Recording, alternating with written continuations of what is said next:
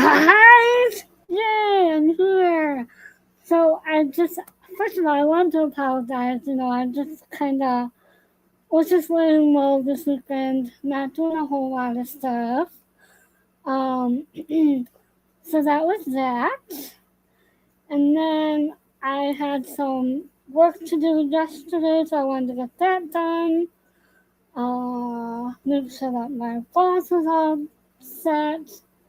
So that was good. Just give me 1 second. I'm going to my live right now. Alright. Okay, so I am going to try and finish season 2 within today and tomorrow, or maybe Thursday. We'll see. So what I'm doing today is I'm going for a marathon. So come on in. I hope you have your favorite breakfast, a snack, whatever you like. You're cuddled up with your favorite blanket or animals if you have them. So we are going to snuggle in and just talk about 5 episodes. A lot of them I didn't take a lot of notes, so they're going to be quick. The first one, which is episode 9, it's going to be a little bit longer because that's where dun dun dun JR comes into play. And then, yeah, so episode 9 is the longest. And then the other 4 episodes are kind of short and sweet. I didn't take a lot of notes on those, so we'll just go ahead and go through those quickly. So, with that being said, as always, I would love for you guys to chat, and if you're here in the live chat, if not, that's cool. I see co-host in the background is already here. Yay. Also, we have links down below with the We're Not Done Yet podcast, along with the CG Circle channel, and then I also linked the podcast that Miss Lee and Miss Mills did today that they dropped with Michael Savantino, who played Chip on knotslanding. Chip Roberts and Tony Simmons. So I cannot wait to get to that storyline. There's some background information that Miss Lee dropped that I can't wait that Miss Lee and Michael Savantino shared. So as I move forward throughout these episodes, I am going to maybe pull some clips from their podcast just to give you an idea of what the characters and the actors have to say. I'm also going to do the same with Alec Baldwin because, as you know, he played Joshua on Knots Landing and Mary Cathy. So we'll go ahead and insert some clips right now. With these first 2 seasons, I haven't gotten a lot of information to really pull from those podcasts. So we'll go ahead. So we'll do that as we get into season 4, because I think that that's where a lot of the main characters are from. It's from season 4, season 1 and 2, and 3 just kind of focuses.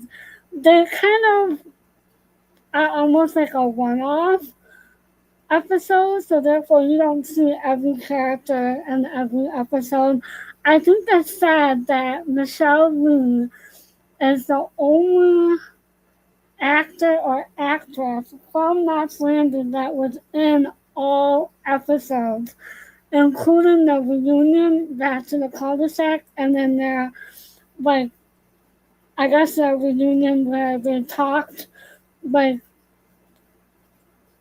kind of interviewed each other and they talked, got together, so it was the actors, not necessarily the characters that were around talking.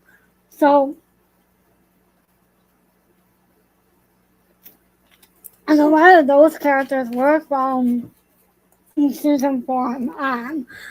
I think that maybe Don Murray was in that one, but he didn't come to the cul-de-sac or whatever and interviewed and filmed with the rest of the cast and crew.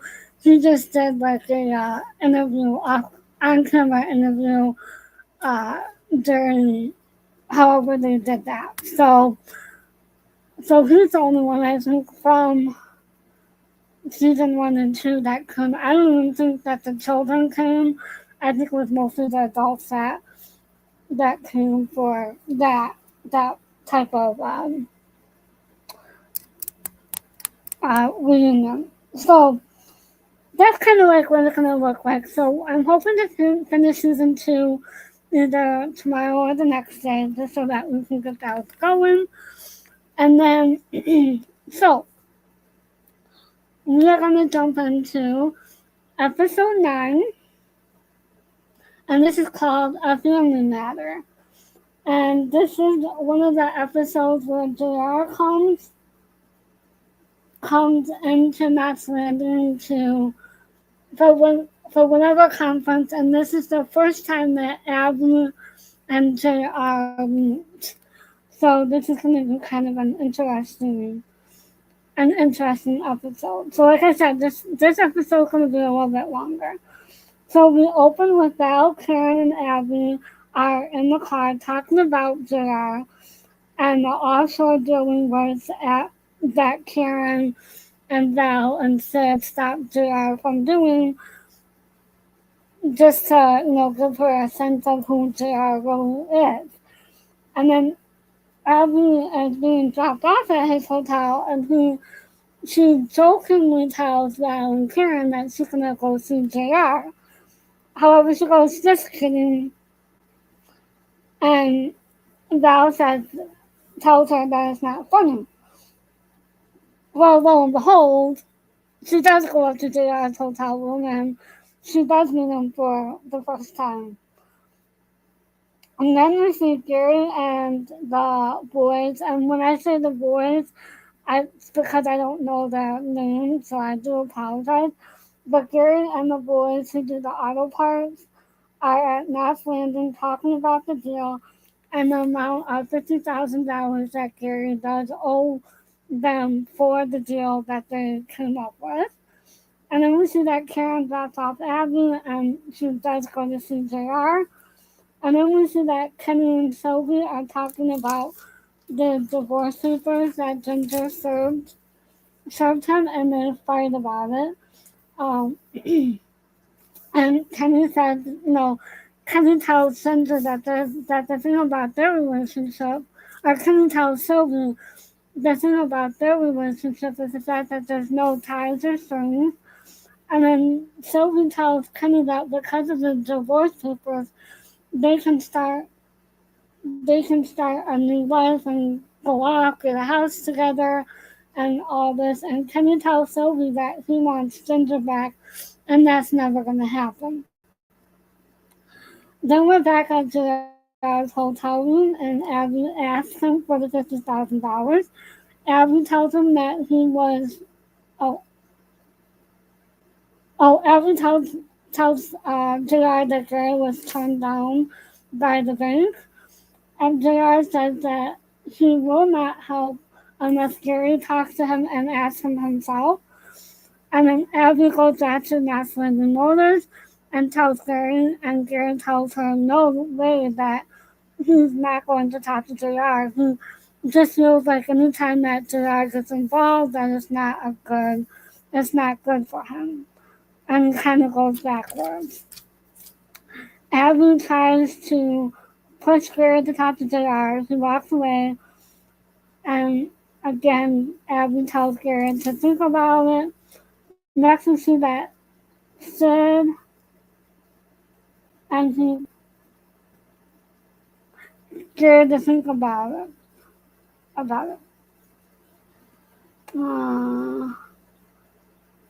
And he tells Abby that basically he gets burned by JR every time Gary gets involved with him, and so Gary refuses. Next, we see we're in the Fairgates dining room, and Michael is working on the collage, and he's cutting out pictures for his project or whatever. And Diana's really impressed with it. However, she realizes that Michael is cutting up Diana's yearbook, and she gets all upset about it, starts to yell at him, Then Karen comes in the room and Diana and Karen fight about the yearbook. Next, we see that Abby meets JR again for drinks, and JR wants to know what it is in it for him if he helps out JR, or if he helps out Karen. Abby tries to convince JR by keeping about and Gary and knotslanding, so she's telling him that, if you help out Gary, then he will probably stay in knotslanding and he won't go back to Dallas and live on the ranch. And so that's just, she's putting that into our head. So now we're starting to see where Abby is starting to scheme to get what she wants. And this will play out through the next couple of episodes.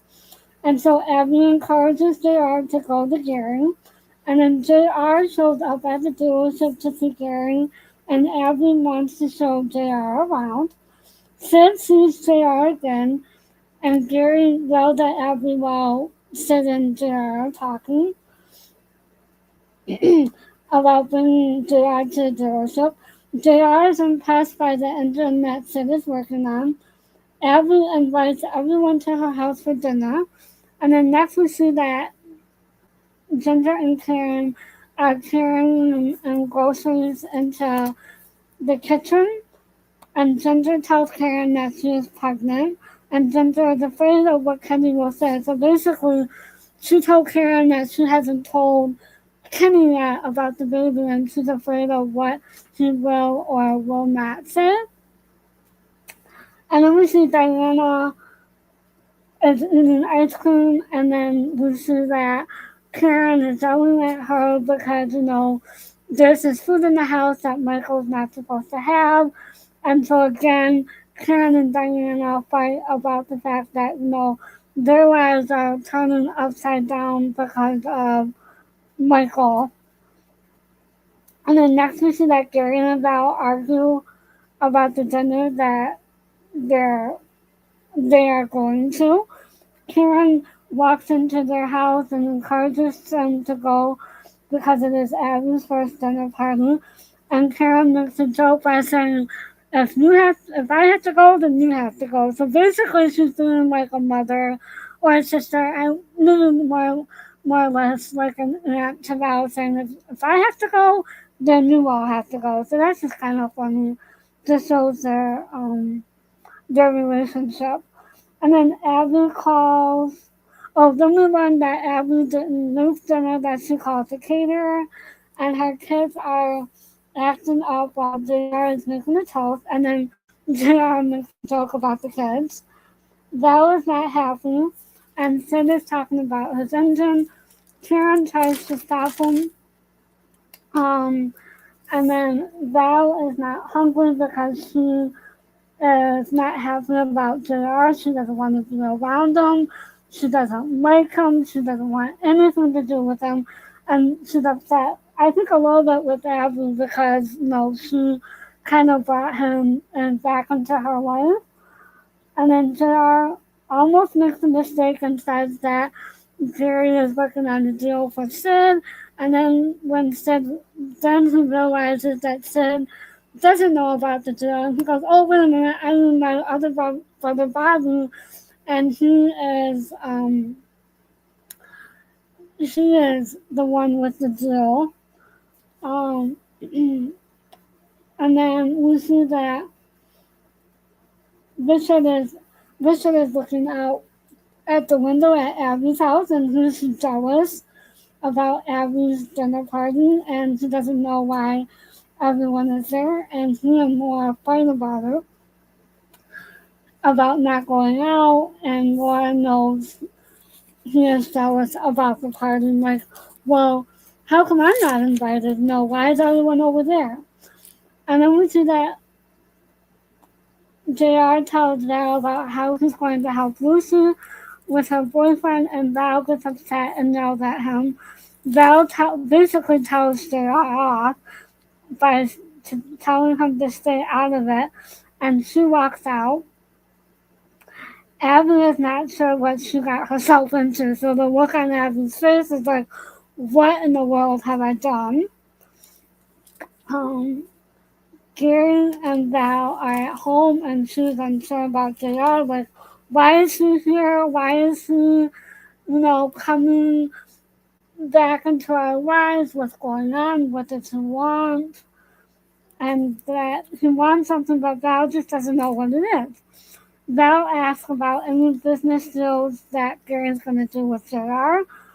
And JR is, and Gary assures her that no, nothing's going to happen. I'm not going to get into business with JR.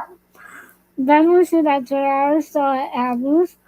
Sid and Karen are talking about Michael as he overhears and he goes back to his room. So basically, he hears his parents talk about the fact that he has ADHD and what the fact that it is turning the family upside down, but that they're trying to help him through this. But he feels like he's a strain on the family, and we'll talk about this at the end of this recap. So, and then we see that Abby forces JR. Abby here hears JR tell her that he would be proud to have her in his family, and that JR will give Gary the loan, but he has to ask. But Gary has to ask JR by himself. Abby shows up to the dealership and knows that Gary to get the loan. Otherwise, there's going to be things that happen to him that he doesn't want to have happen. And JR is on the phone, and Val goes. So we're back at JR's hotel room. JR is on the phone, and Val goes to see JR to talk to him about Gary. JR tells Val that she is a horrible person, and JR said, and then she walks out. And then the funny thing is that she kind of makes a joke and says, JR said, I don't need this, which is kind of funny because it's almost like, why am I here on Knots Landing and not on Dallas? Come on, I really don't need this in my life. But we all know that Larry Hagman was just a big old teddy bear. He was nothing like JR, but it's just the way that he said it. It just kind of funny. I don't need this, like almost like he wants me back in Dallas. And then we see that Ginger is at home, and Kenny broke up with Sylvie, and Kenny wants to get back together with Ginger, and Ginger thinks that Kenny is jealous. However, Kenny tells Ginger that he loves her, and Ginger tells him it's not that simple. So basically, she still hasn't told Kenny about the baby, and so she doesn't really want him to know until she's ready, but she's basically saying it's not that simple. We can't just get back together. We're back at the Fairgates, and Michael does not feel like driving with Karen and tells her that he overheard them talking the night before and the fact how, he was feeling about the disorder, the diagnosis, and that Michael thinks that he is trouble. And so Karen reassures him that no, you're not trouble, you're my son, I love you no matter what, and we're going to get through this together. So that was just a really sweet scene between Karen and Michael. And then we see that the Park boys show up at the dealership looking for Gary, and Gary finds the first guy and starts a fight, and then the other guy ends up breaking into knotslanding Motors and runs after Abby and grabs Abby. And they tell Gary that they just wanted to talk about the $50,000 and that it's going to be due soon. Abby is not happy. And then next we see that Gary is at JR's hotel room, and he does ask JR to give him the money. JR gives him a check, and JR gives him a speech about the check, and Gary looks at the check, and he says, you didn't sign the check. So basically what JR is doing is he is telling Gary that, $50,000 is good, but imagine what you can do with $100,000. So instead of giving him a check for $50,000, JR gave him $100,000 in cash. And then JR asked about Sid's engine, and that Sid wanted to be careful and because someone could, come up behind them and get the patent after before he can. So basically, that's episode 9 in a nutshell. So basically, we didn't really see a lot of Sid and Karen together separately, other than when they were talking about Michael. And I think that, again, this is back in the 80s. This is when, things were just becoming new about ADHD. So I think that Sid and Karen did handle this very well, the conversation. However, again, there wasn't a lot. The one thing that I've noticed is that there's not a lot of scenes with just Sid and Karen. That's one thing that I'm noticing, especially throughout these episodes. It's almost like what I've seen online and in the Facebook groups where they're talking about like Sid was more patriarchal, Karen was more a stay-at-home mom who did charity work, so we don't really see a lot of them together in scenes separately. So I just kind of find it, maybe that's why I'm more apt to like Karen and Mac, because you see Karen and Mac a lot more together in scenes, even from day one. Like from day one, the very first episode, I think they had more scenes in season 4, episode 1, together than Sid and Karen did in the first 2 episodes of season 1. So I think that really is telling.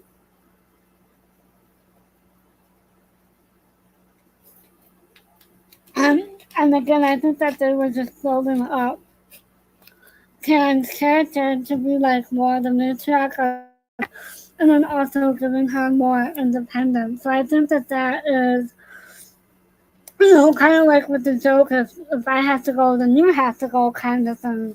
So I don't know. I just think now that I'm thinking about it, it is kind of ironic that Sid and Karen don't have a lot of scenes together separately. Usually they're pretty much with someone else or with a couple, or just kind of like, if they are in a scene together, it's about maybe like 10 seconds. So I don't know, co-host in the background, what do you think about that? I just think that that's one thing that I just now noticed today as I'm talking about it. Like, I don't see them in a lot of scenes together. So then we have Abby. The abster of it all. So Abby is already scheming with JR. And then JR does make a comment, and I didn't say this in my recap because I forgot to write it down. I was just going so fast. But JR does make a comment to Abby saying that, Abby wants Gary, and she's wanting him from day one. So I think that that's very telling that they're getting ready to set up that storyline. But they first have to get rid of Judy, so we'll talk about that. Oh, excuse me. And then we see a little bit of Ginger and Kenny in this episode, and they're just talking about the relationship. Ginger hasn't told them yet about the baby, so I think that they're building that up to it. So we'll get there in the very last episode. And then the only thing that we see of Gary and Val was when they're in the kitchen talking about going to the dinner, and then also after the dinner when they're in the bedroom and Val is concerned about Gary getting involved with JR. And I'm trying to think of Richard and Laura. So we see that Richard is jealous of the dinner party at Abby's, and I think Laura knows about Richard and Abby. So we'll see that again in the next couple of episodes. So I think that that's it. Co-host in the background, do you have anything to add? I just think that with this episode, yes, I did take a lot more notes, but I think that, again, these episodes are pretty much self-explanatory. I didn't really need to go into a lot other than I wanted to go into the Michael's storyline a little bit with the ADHD and the fact how they're handling it. And I think that the way that Diana is handling the storyline, I think is really true to form because if I look back at it if I applied it to my situation, I can understand Diana's point of view from my brother's situation because my brother was always the one that had to uproot his life or go to our grandparents' house or go to a friend's house or do babysat while I was in the hospital with my parents. So he always got shifted around to different people while A, I was in the hospital or B, while I was at home recovering. Like, he couldn't do a lot of the things. Yes, I was more shut in, but he really couldn't do a lot of things that because of me. You know, we couldn't, the summers that I had surgery, we couldn't really go on vacation because I would be spending the whole summer recovering. Now, I think I know sometimes we did take little trips here and there, but we didn't do a lot of traveling on this that I can think of. Like we would go to Tennessee every year. That's why I always say that Tennessee is my second home state because even before my grandparents moved to Franklin, Tennessee, we would always go down to Gatlinburg or Gatlinburg and Pleasant Forge, go to Dollywood. We went to Opryland a couple of times. So, I mean, we were always in Tennessee one way or the other. So that's why I always say that Tennessee is my second home. And that's also why I will get a little bit of a southern accent because I spent so much time in the summertime or during the holidays after my grandparents moved to Tennessee.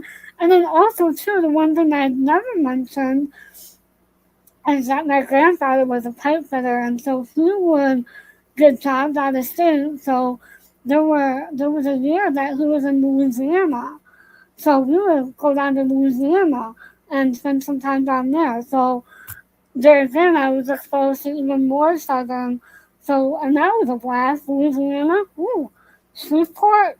Let me tell you, talk about hot in the summer. So let's see, co-host.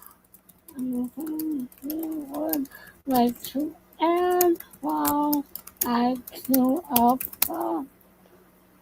the clips? So anyway, so that's where I was at. That's where I'm at with the whole feeling like how Diana is, and you know, I can see it through my brother's eyes, but then I also can see it through Michael's eyes, where he's like, I don't want to be a burden. I don't want to um, be a pain on the family. I just want to do what needs to be done and keep it moving forward. So that's where I'm at with that. So let me pull up my clips. Ooh, excuse me. All right. Alright, let's pause it. Alright, so we're on season 9. Okay. See the bunch of weirdos so this is the scene. Well, I'm gonna go back just a little bit. Hold on 1 second. I'm gonna go back to. I'm gonna play a couple of scenes here. So again, this is in accordance with YouTube's fair use policy. Okay. So here I go. This is when Val and Gary are talking about the dinner. Idea. I don't want to go either. It's very simple. You don't want to go. I don't want to go, so we don't go, right? Anybody home? Yeah, we're right in here. I miss the days when you can just walk into someone's house, but I think there's newer episodes in the later seasons where there's that Pollyanna speech that Karen gives about how things have changed over the last couple of years. So I miss those days. So again, this is in accordance with YouTube's fair use policy. Hi. I may just go. Dinner, of course, will be a half hour late. You're not going. No, we're not going. Oh. Come on, nobody can stand JR. That's why it's so much fun. Not like it was last year. Doesn't want anything from us now. Oh, don't bet on it. I love that that's how Val is like, don't bet on it. Come on, he always wants something. And then Gary's looking at her like, are you sure about that? Alright, and again, this is in accordance with YouTube series policy. Bobby's first dinner party. I gotta go, you gotta go. Just look on the bright side of things. Think of what we get to eat tonight. Hot dogs, french fries, root beer. That was cute. I love that. So now that's one. And then as she's ending the scene, Karen's eating a chicken leg, which I love chicken legs. 5 chicken legs. Okay. Alright, so again, this is in accordance with YouTube series policy, and this is at the dinner, and if you can see the look on Karen's face. Thank you very much. I didn't know you could cook like this, Abby. She can. She called me cater. Well, I'd like to take this opportunity to propose a little toast. Brian, what? You kicked me. I did not. I'd like to take this opportunity to make a little toast.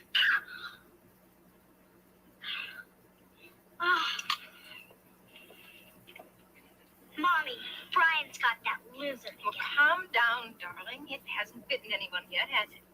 He put it in my spinach. Brian, enough. This is where I'm like, okay, how is Abby mothering her kids? Now again, I don't want to say anything bad about Abby's parenting because we don't know about their dad at this point, but I do want to know, like, what is going on?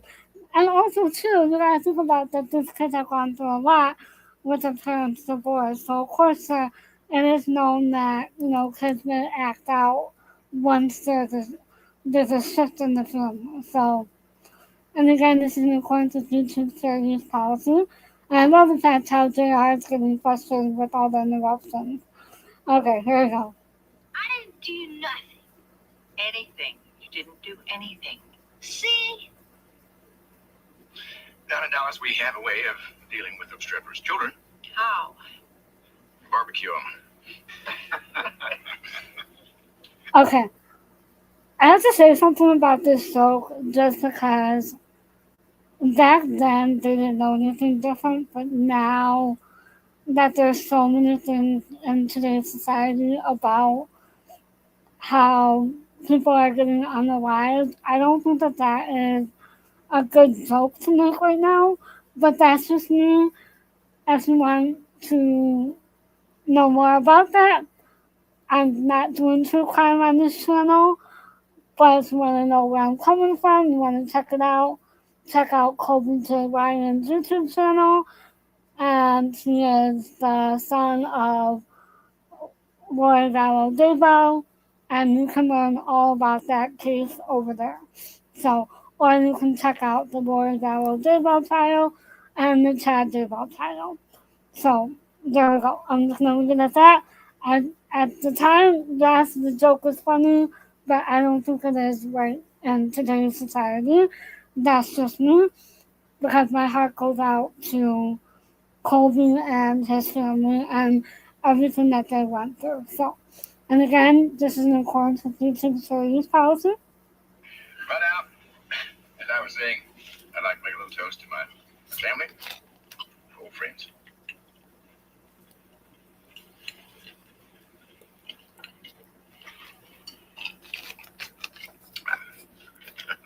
Yeah, it's a good way to get bitten. Gary and JR are staring each other down. Gary is uncomfortable. JR knows this, so they're just kind of like not talking and sitting. JR is going to continue the conversation, so here we go. This is in accordance with YouTube series policy. Oh, God. I'm really impressed with this engine of yours. Excellent. 100 miles a gallon, right? Karen is looking over at Val and Gary, and she's noticing how uncomfortable they are, so she's just trying to get the evening to move along, but it's just not going very well. And again, this is in accordance with YouTube series policy. No, I'm just getting 100 down. It's about 58 so far. Oh, 58, you know, that's something. Well, what we're doing is we're experimenting with different kinds of alloys. You know, testing one metal against the other. We're doing stress tests right now. And that's when you're going to get your patent. No, that would be sort of putting the cart before the horse a little bit. See, the main principle of my engine is a fuel injection system. And the way it works is that, see, most fuel injection systems Sid. work in... I don't think JR would be interested in all the fine details of your invention. No, I'm always interested to see a creative mind at work. I'm sorry. I do tend to go on and on about these things. Valine, you hardly touched your meal. So this is where Val and Abby are still kind of sort of friends, and she's concerned about the meal. So we'll just, although Valine has no idea that Abby has alternative motives at this point. And again, this is in accordance with YouTube's fair use policy. Don't you like the fruit salad either? Well, I guess I'm just not very hungry. Well, Ian, you ought to eat while you're sitting at a full table. You never can tell how long your luck's going to hold. I'm not hungry.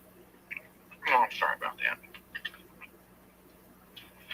Hey, this deal that Gary's working on is going to make you a pretty penny.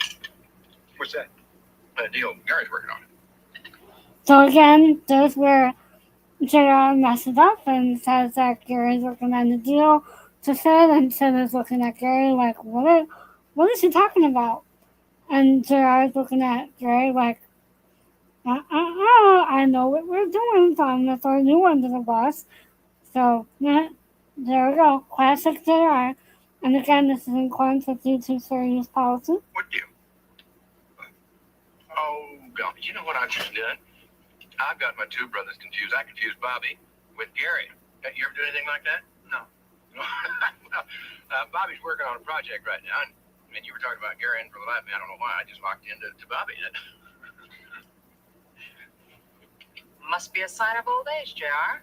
Yeah! It's probably what it is.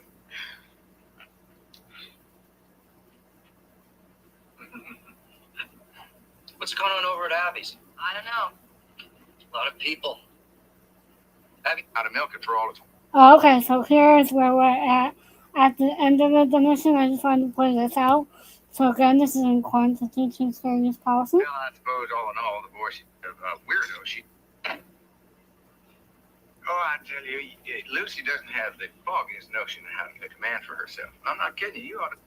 JR is talking to Karen, Sid, and Abby, while Val and Gary are sitting at the table in the living room, just kind of like trying to ignore him, but they're just, Gary's looking over his shoulder, Val's not is facing the window. So again, this is in accordance with YouTube's fair use policy. See, the bunch of weirdos she's connected herself to. Thank you. Really? Oh, I tell you, they're just the strangest bunch of human beings this New York City. Well, I suppose all in all, the boy she's got her claws into right now is the best of bad luck. What kind of work does he do? He's into medicine.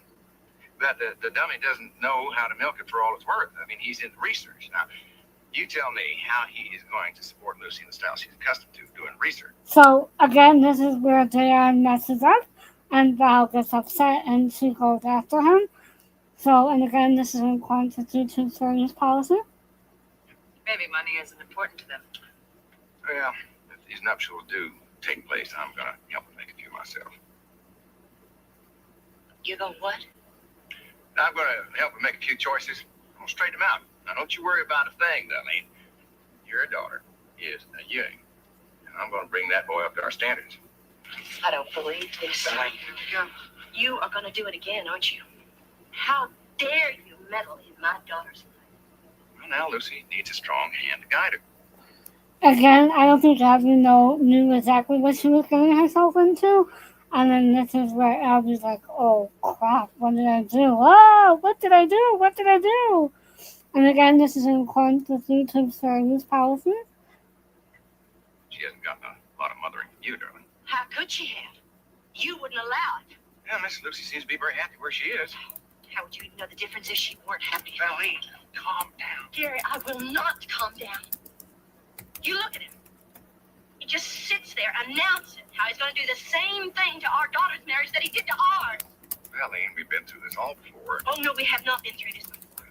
You're the reason that we're not together, all of us, like we ought to be. I would not want to be held responsible for keeping you from your loved ones. No, of course not. That's all you've ever done. That's all you have ever done to me. Well, you might have gotten away with it then, but I swear to God, I'll never let you do it to Lucy. That's why I'm like, yes, go, Val, go, you got him. So Andrea's like, let me see if there's any other scene that I want to play. I don't think so. I think that was it for for season 9. So let me pause, and then I'm going to turn my volume down. Okay, let me check something real quick. Okay.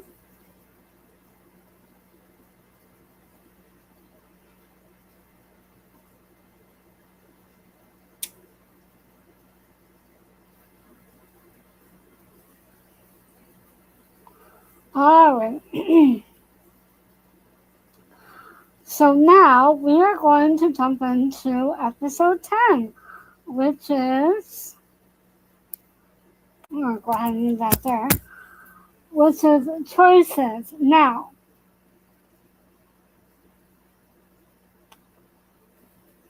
so this is kind of like where we see a little bit of Abby swinging a little bit more.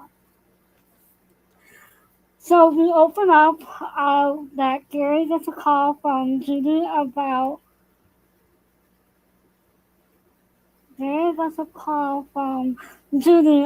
seeing him, but Val walks in and he hangs up and she lies to him about who's on the phone, and he hangs up.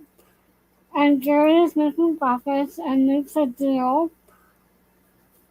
with Gary. Oh, making breakfast. And then we see that Gary makes a deal and Abby's impressed with the deal that Gary made with the money that JR gave him. So that's kind of nice that, she's impressed with that. Then we see that Linda and Sid are working on the engine. And then this is where we start to see Linda start to hit on him. And then Judy walks in to talk to Gary, and Abby overhears. Judy tries to kiss him. Gary tells Judy that he is taking Earl to his meeting tonight. However, Judy wants to see him, so tries to tell him, why don't we meet for dinner instead of him taking Earl to his meeting, which I think is a mistake. I think that if you're a sponsor to someone who is in AA and you promise to take them to a meeting, I think that you should take that person to a meeting. I don't agree with the fact that he blew her off for his wife, but hey, it's a show, right? And so Abby interrupts, and then we see Richard showing up at the dealership to see her. However, she does not want to see him. So this is kind of like what we see the beginning and the end between Richard and Abby. And this will play out into the next couple of episodes. Linda wants to put a poster out for people to see for the race coming up. And Linda asked Sid to go to Santa Monica, and he said that he'll think about it. Abby calls the restaurant where Judy and Gary are planning to meet, and then she calls Val and sets up a dinner date with Val so that she can have Val run into Judy and Gary. Abby tells Sid that Gary is driving her home, however, that's not the truth. And then she goes and talks to Gary, and Gary offers her a ride home. Gary is driving her home, however, that's not. Sid wants to talk to Karen about going to the race. Sid is clueless about what Linda is trying to say, so Linda is trying to say, oh, well, you want to talk to your wife about this? You guys having that kind of a relationship? And Sid says, yeah. So Sid is like very clueless in this scene. Abby is talking to Gary about Judy, and then next we see, and then Gary drops Abby off at her house, and then Richard surprises Abby at home, and then make plans for later.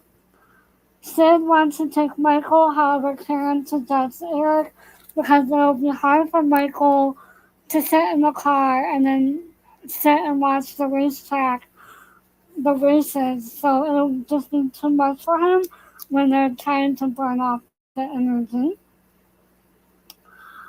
Uh, Karen never, oh, Karen suggests that he takes Eric, and Karen tells Sid that she never figures that Linda is a woman.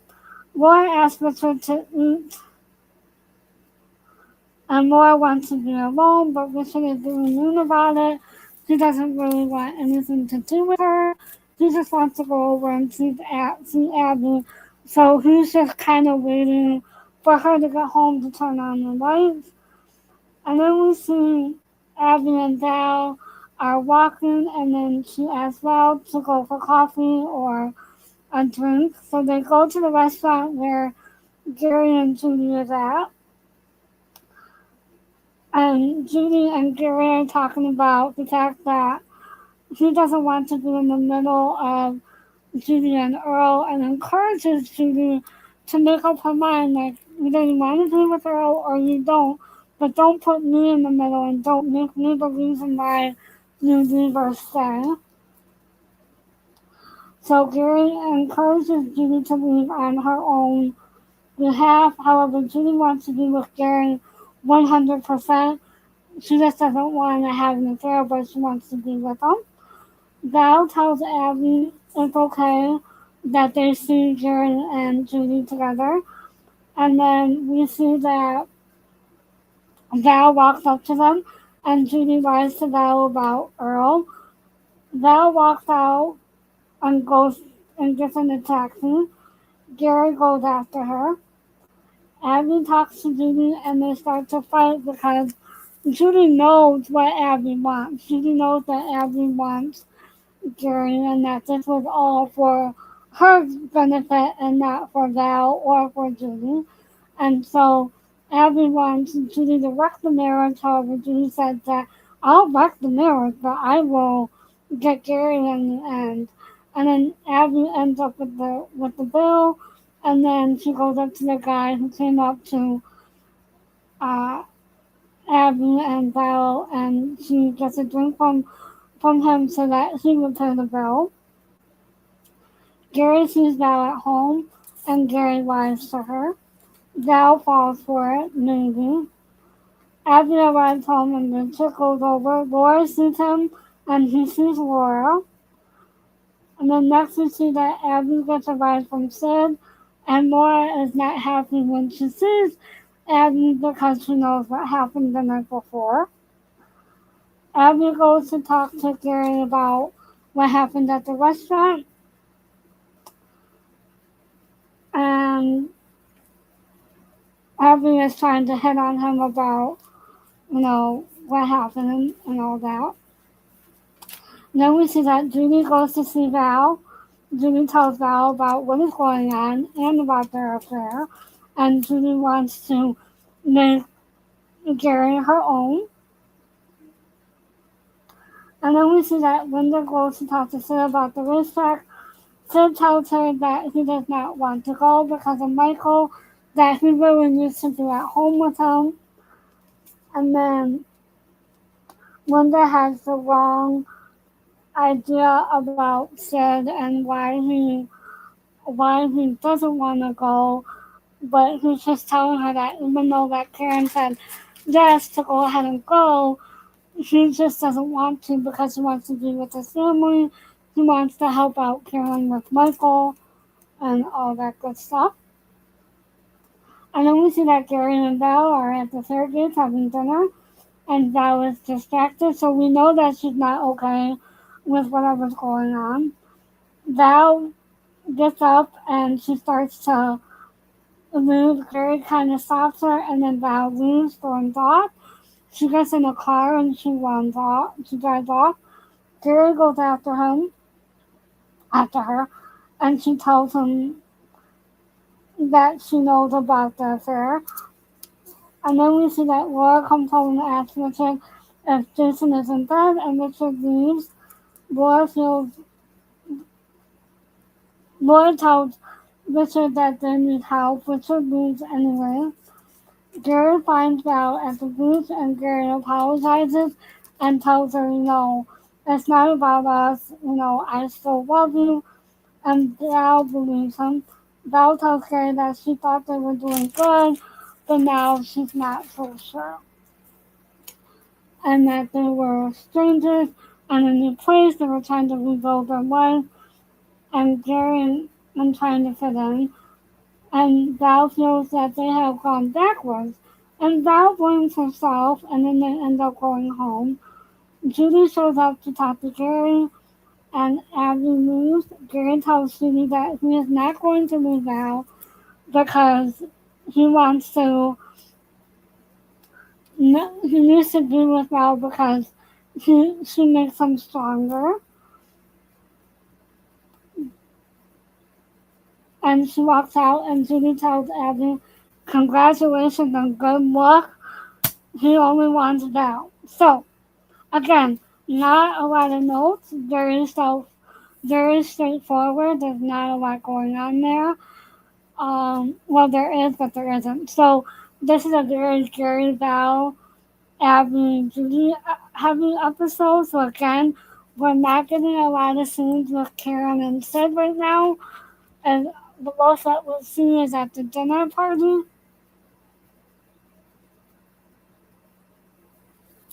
And that's it. I think that's the only scene that we see Sid and Karen in together. And then Val and Gary need to work on their relationship. Actually, I think that at this point, Val and Gary need to split up because, incoming, Abby, incoming. That's just my thought. Same thing with Richard and Laura. Richard and Laura need to break it up because, again, incoming, Abby's already there. Then we don't see Ginger and Kenny at all in this episode again. So, really, and Val will talk a little bit about this, so this is kind of why I'm doing 5 episodes, because these 5 episodes, they're starting to intertwine in the episode, so I just didn't want to leave these all hanging. So that's where we're at with that. So there's really not a lot there. Co-host in the background, do you have anything to add? Are you still there? This episode there wasn't really a lot there, so let me go back to TV. Let's see what my scene is. Okay, here we go. Oh, I take that back. Sid and Karen are in the kitchen. This is the scene that I picked to play. Alright, and then this is in accordance with YouTube's fair use policy, so let's just go ahead and get started with it.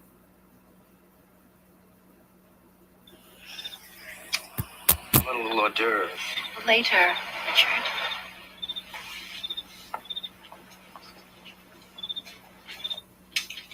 Stock car racing. Yeah, Michael will love it. As a matter of fact, so would you. Leave me out of this. I don't think so, Sid. Why not? It wouldn't be very good for Michael. Couldn't sit still for such a long car ride. So this is kind of like the scene I was talking about a little bit ago with Michael and his ADHD. I think that, Karen is right on point with this. I think that, since he is newly diagnosed, they're trying to work out what a good schedule is for him to get the energy and all that good stuff. So I think that Karen is making a good decision here. and the fact to not let Michael go. So I agree with her in this point. And again, this is in accordance with YouTube series policy. Just to be a spectator at the races. Have no way of spending his energy. I never thought of that. It's just beginning to dawn on him, I guess, how complicated this whole thing can be. Well, he's a hyperkinetic kid. We just found out about it. It's going to take a lot of dawning. Jim, why don't you take Eric? Without you? Sure, why not? He's been working so hard with Michael, and we haven't been paying much attention to him. I think it'll do him some good. I don't know. Besides, he could chaperone you in that siren in overalls. Siren. Linda? Half the time I forget she's a woman. Never forget. Well, it is kind of a long drive just for a weekend. I said we could do without you for a couple of days. Thought you said I'm not home enough on weekends. But this is the Trans Am. Anyway, think about it. As long as you let me know so I can make plans. Good work, Sydney. So that's a cute little scene. But like I said, there's not a lot of Karen and Sid scenes in these episodes. So, again, I think it's with the Karen and Mac overall, I can definitely see a difference between the screen time between Sid and Karen as opposed to Karen and Mac. I think that is. So here's another scene here. This is where Sid tells Linda that he can't go. And again, this is in accordance with YouTube series policy. So this kind of gives you an idea of where Linda's mind is.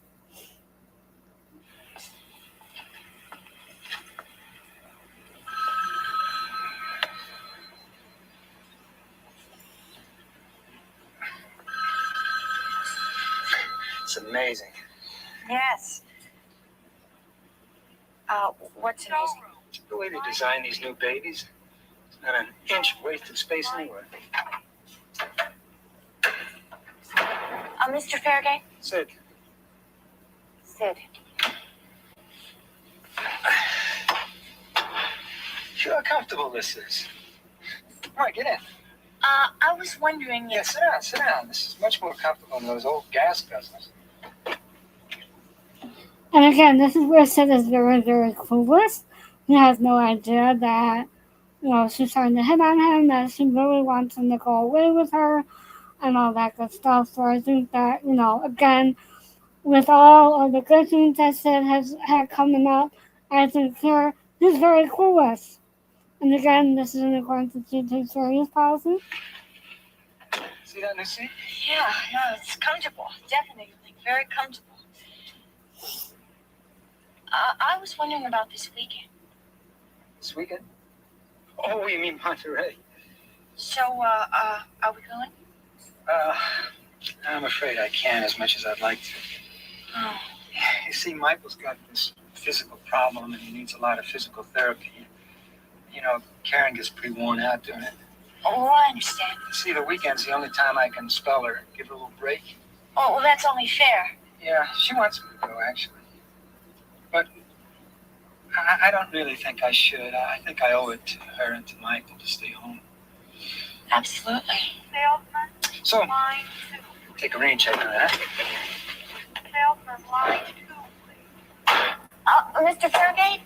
Sid, I said, do you mind if I ask you a personal question? I don't mind if you ask. Do you and your wife always talk about things like this? Things like what? Well, like a weekend away.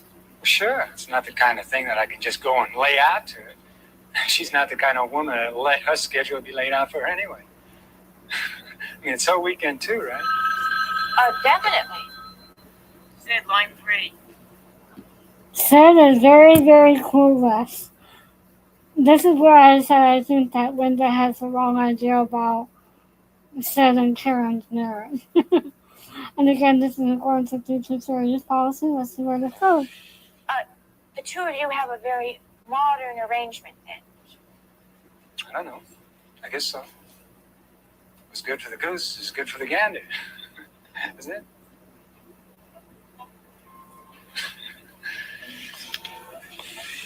Alright. That's the end of season 10 soon. So again, this is where um oh yeah. So this is where I think that, Sid is clueless, and again, not a lot of episodes with Sid and Karen. So that's that for episode 10. There's really not a lot there, which is why we're doing 5 episodes instead of 2 or 3. So, next episode is episode 11, and this is State of Mind. Now, there's not a lot of notes on this episode. However, there's a lot of meat in this episode that we will talk about afterwards. And I have at least one clip I'm going to play, and you'll see why I'm going to play that. So, we open up with Richard at Abby's. Abby is refusing his advances, so again, she's starting to kind of pull away from Richard a little bit. And then Abby tells him that her ex is bringing the kids back home, and then they end up being early.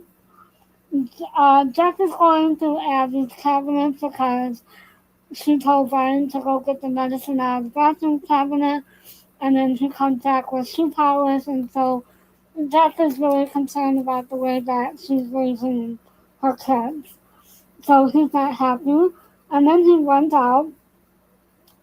Jeff goes over to Karen's to talk to her about Abby and the kids, and then next we see that, Laura is selling another house, and then we're back at Karen's. Karen, Jeff, and Sid are talking about the kids and Abby. Jeff confirms their suspicions about Richard, or they confirm Jeff's suspicions about Richard. Jeff leaves, and Sid tells Karen that Jeff manipulated her. Karen tells Sid that she's unsure Jeff is not worried for nothing. And then Jeff goes over to apologize to Abby, and Jeff wants to take Abby to lunch. Next we see if later that night, Olivia comes downstairs upset and tells Abby that her dad is asking if her and Brian are happy. And then next we're at lunch. Jeff asks Abby about Richard and her. Jeff tells Abby that she wants Abby to take care of their kids and not have an affair. And then next we see that Abby is at the staircase confronting Karen and tells Karen about her relationship with Richard. And this is their first fight, that I can tell. Jeff shows up to Abby's concern about the kids. Gary shows up with the children while Abby is at home. Gary leaves while Jeff and Abby are fighting. And this is where Abby tells Gary that Abby tells Jeff that she's working at Sid's dealership. Jeff goes back to talk to Karen again, and then Laura and Richard are at home, and he's trying to make a sandwich. And so Richard feels that Laura is treating him like a baby. Laura tells Richard that she's trying to make things easier for him. Next, we see that Sid comes in while Karen and Jeff are talking. Karen and Sid are arguing about Abby. Karen tells Sid to get his blinders. Karen and Sid are not agreeing about Abby. Karen tells Sid to get the blinders off when it comes to Abby. Next, we see that Abby gets papers for custody hearing. And then Abby goes to Sid and Karen and shows him the paperwork. Next, we see Laura and Richard are talking about what they are doing with their lives and where they see it going from here. And then Sid and Abby are at the lawyer's, and the lawyer tries to tell Abby what to expect and tells him that fathers try to win the case. And again, this is the 80s, so fathers the course are kind of sort of moving towards siding with the fathers a little bit more. Um, so the lawyer tries to find a loophole with Jeff to find out where they can go from there. Laura gets flowers for selling the house.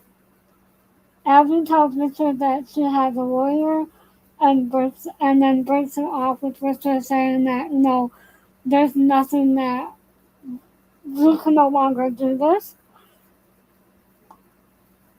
and that she doesn't need him, and Richard leaves. Laura is out to dinner and leaves with her client. Abby and Jeff have a dinner to talk about the custody battle.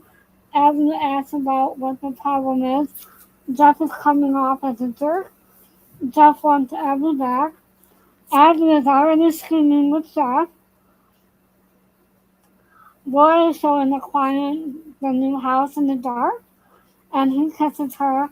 Laura refuses, and she tells him that she can't start an affair, and she has something to build on at home. So basically, she wants to stay with Richard. She loves Richard, and she knows that he's going through a rough spot right now. Olivia comes into her mom's room. Jeff tries to help her, however, Olivia wants her mom. Olivia and Abby go to her room and they talk about Jeff. And then next we see that Richard is drunk and Laura comes home, finds him, and helps him upstairs. Next we see that Jeff made breakfast for the kids. Abby tells Jeff that they will not work and that she has always been the way that she is acting right now, that Jeff just had like a false sense of who Abby really was. Next we see that Karen goes to talk to Jeff about the custody battle, and he basically tells her that it's not over. And then Karen is scared about what he is saying. And then Karen talks to Abby, and Karen tells Abby it's only the beginning. So basically, the custody and the issues are only beginning with Jeff. So this is a very heavy Abby and Jeff storyline with Karen and Sid playing a little bit into it. We don't see Gary and Val at all in this. We don't see Kenny and Ginger at all in this. So this is a very family oriented episode just involving the Fairgates and Abby and Jeff. So basically, what I gather from this is that Jeff and Abby are both scheming with one another to try to figure out what to do with the kids. And in the end, Jeff is not going to go for custody. However, we'll see where that ends up in the next couple of episodes, which leads into season 3. And again, like I said, this is where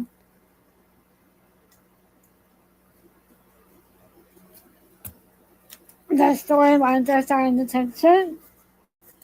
And this is also where I think that Karen is starting to see Abby for who she really is. Karen and Sid, we see a little bit more of them, but they're fighting about Abby. And again, I see that, Abby, sorry.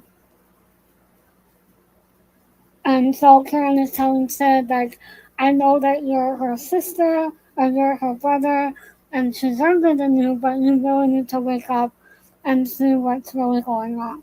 I'm wondering because there is a comment in the last episode and the next couple of episodes that we review where Karen makes a comment that she was 7 years younger than Sid. So I wonder if Karen and Abby are around the same age and that they knew each other in college and that's how Karen met Sid.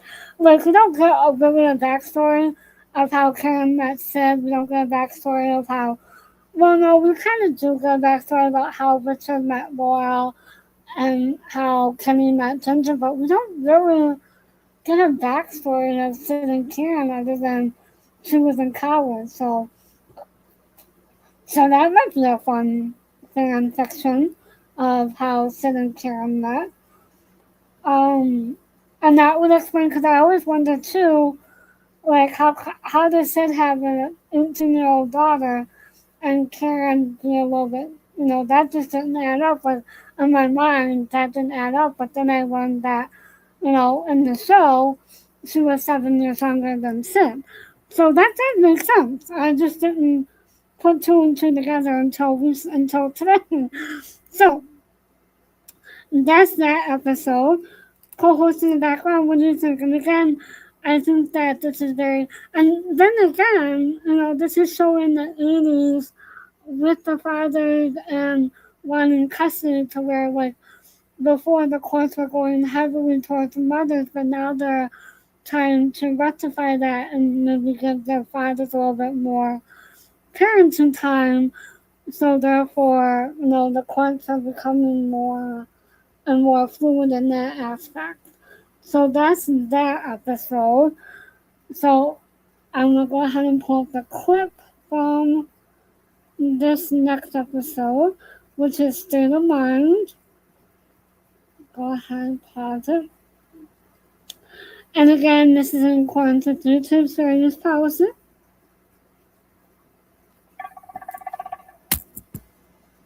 I didn't. Yes, you did.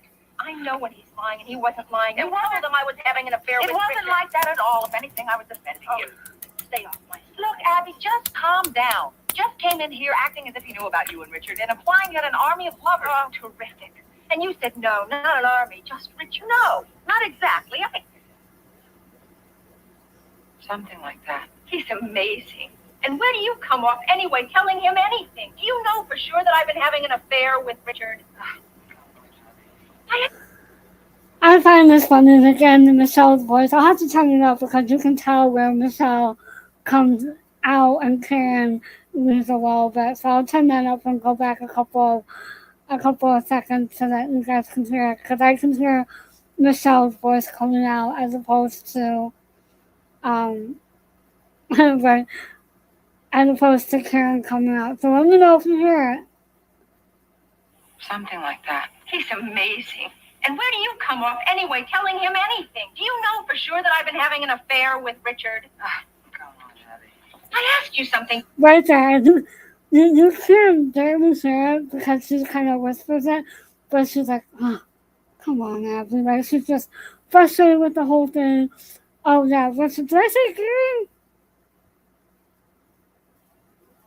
Anyways, so that's where, this is their first fight, so I just love this. So again, this is in accordance with YouTube's fairness policy. Karen, do you know for sure that I've been having an affair with Richard? Well, I don't have proof. Thank you.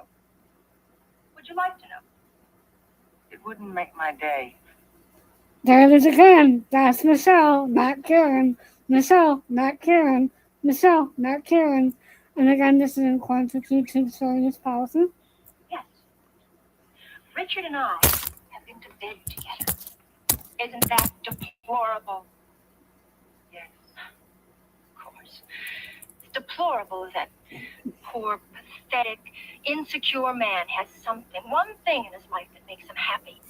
He has no job, a pitiful marriage, a wife who's so full of herself she has no time for him anymore. All he has is wicked Abby, who happens to make him a little happy once in a while. Well, how charitable of you. Too bad you can't deduct it from your income tax. Look, Karen, stay out of my life. Stay away from Jeff, and don't you tell him anything else. Because if you do, I'm going to start to play dirty. Is that a threat? No. It's a promise.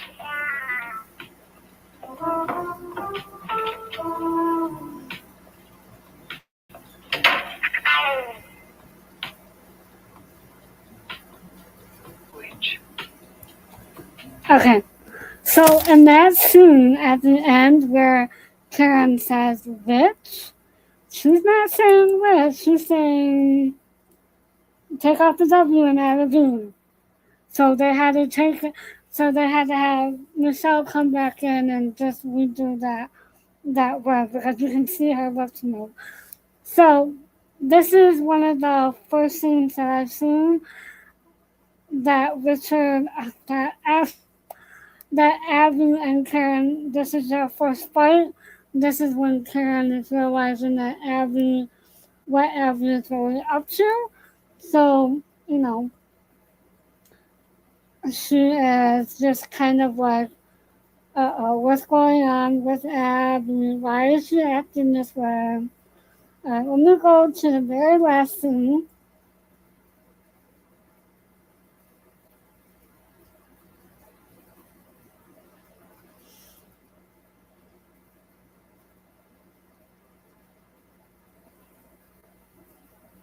Alright, so this is in accordance with YouTube fair release policy. This is the very last scene in the episode. Hey. Hi. Okay. Yes, I spent the night. Is that all you wanted to know? Because I'm in a kind of hurry. Well, Abby told us about the custody suit, and Sid and I, we were shocked that it had gotten that far. I'm late for work, Karen. Oh, well, what I'm trying to say is, Jeff, I hope I didn't encourage you to do anything. Foolish? Like fight for my kids? So in this scene, you can tell that Karen is feeling guilty about what she said to Jeff about Abby and Richard, and that she doesn't want anything that she said to be brought up with the custody battle and to make this any more difficult for either one of them. And again, this is in accordance with YouTube series policy. Nobody wins in a custody battle. Not really. And blood. She's not wrong there. No one wins in a custody battle, and the ones that get hurt the most are the children. And we see that even in today's society. And now, it even goes a step further for parents who don't want to get a divorce, and they decide to go another route about it for whatever reason. I'm not going to say what they do, but you can guess. There's Corey Richards, there's Donna Adelson, and Wendy Adelson. There's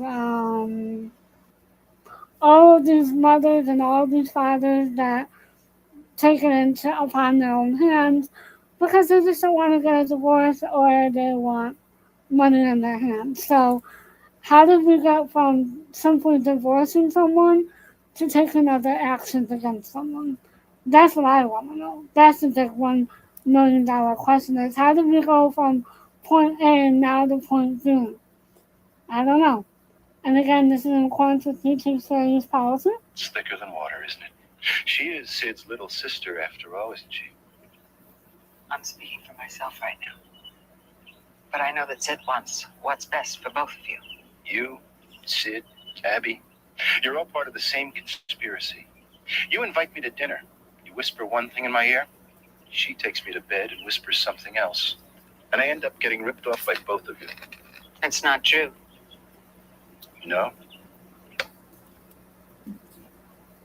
There's Karen again, not Michelle. You can tell. I mean, there's Michelle again, not Karen. You can tell.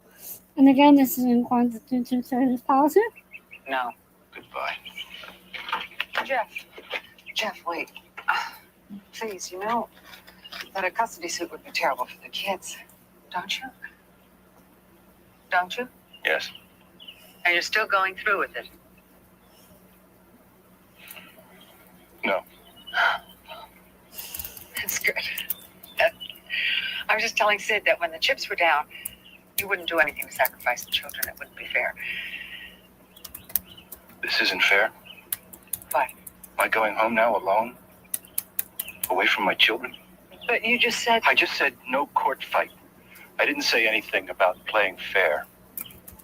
I don't understand. There's nothing to understand. I'm just blowing off steam.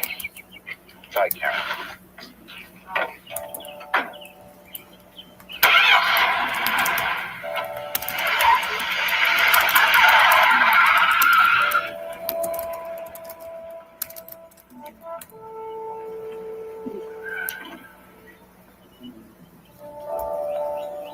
Karen sees Abby sees Karen, and here we go for the second round. And again, this is in accordance with YouTube series policy.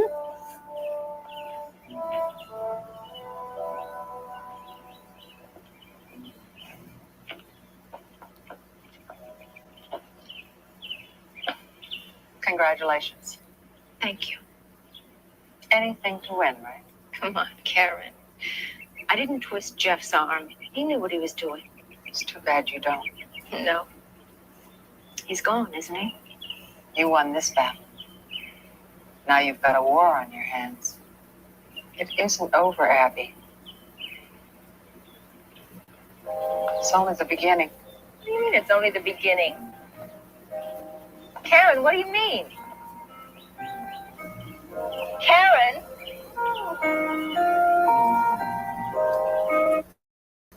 So Abby doesn't know what Karen means by it's only the beginning.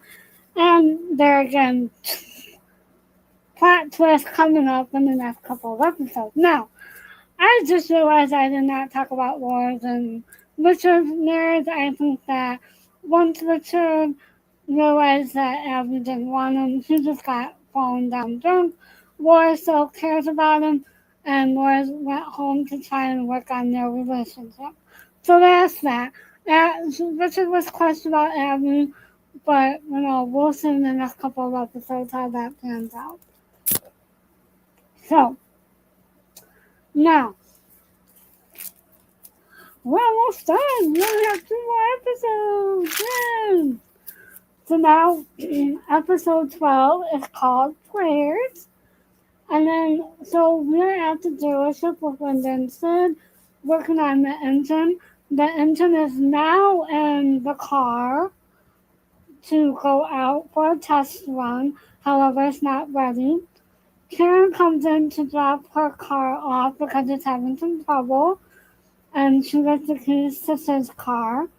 Karen and Linda talk about her working on cars and all and how much fun it is. Abby steps in. Karen invites Linda, and Sid invites Abby to dinner. Karen is not happy about Abby coming to dinner. And then Abby tells Karen about Linda and the fact that, she's making a mistake. Now, somewhere around here, I wrote down something.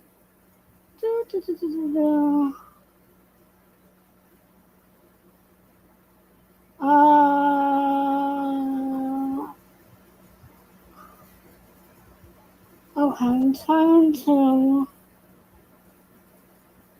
find out where I put it because I want to make sure that I say this.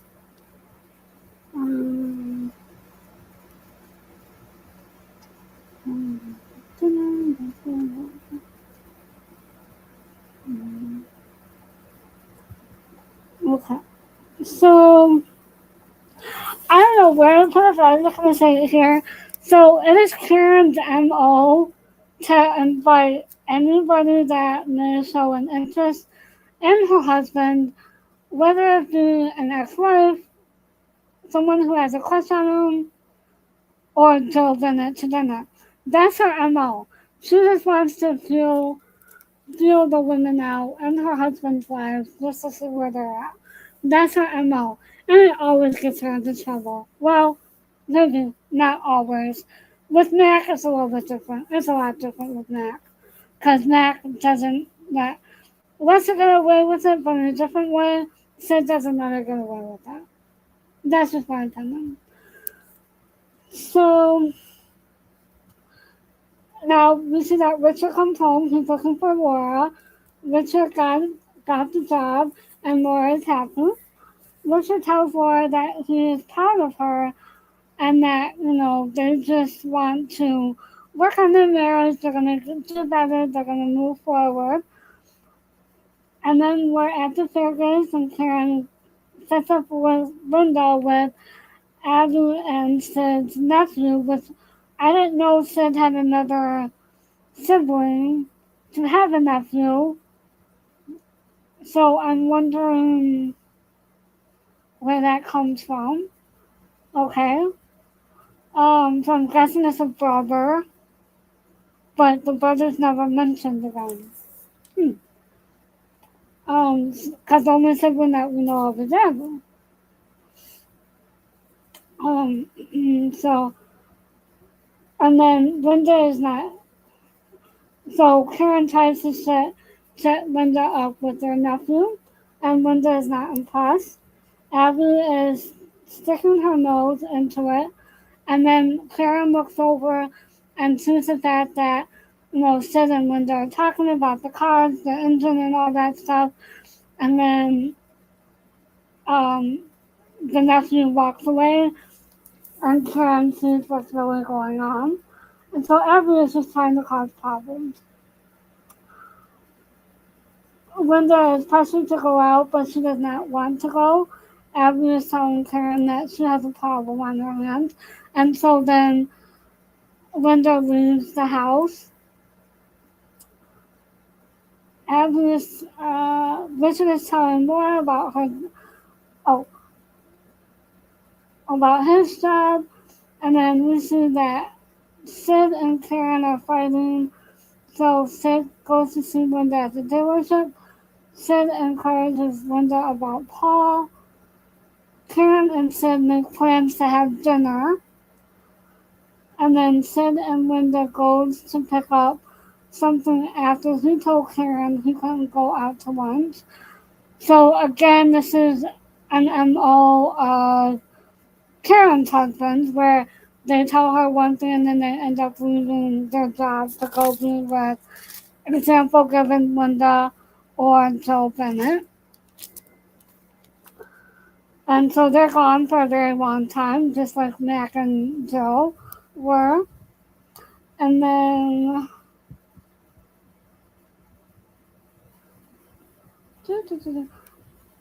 when then Sid goes to pick up something after he told Karen he couldn't go out to lunch. Then next we see that Ginger is at Val's and shows her baby clothes. This is where we learn that Ginger still has not told Kenny and she is unsure of what he will say or not say. Sid and Linda are out to lunch and playing games. Just kind of like Mac was with Joe Bennett, and however the payoff was different with Mac and Joe and Karen. So next we see that Karen goes to the dealership and sees Gary and Abby, and they tell her that they left to go get parts, and that they've been gone since 11 o'clock, and she's not happy. Next we see that Laura returns home with groceries, phone rings, and Laura learns that she closed on an expensive house and she's going to get a huge commission. Sid comes home and Karen is mad about dinner. They fight about it, and Sid ends up leaving and goes to the dealership. About Sid leaving the dealership when, he told her that he couldn't go out. Karen tells Sid about Linda's feelings, and he walks out, goes to the dealership, and sees Linda there. Sid wants to take the car out for a test drive. Laura cooks a special dinner for Richard and gives him a gift for him, so it's an engraved briefcase. Richard said that he is proud of Laura, but I am not sure. It's almost like he's proud of her, but he also feels like less of a man, I think, about it.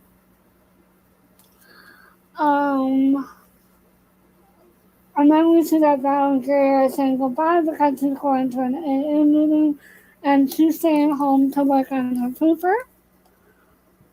And then we see that Karen shows up at Val's and asks for help, and then we see that Sid and Linda are driving.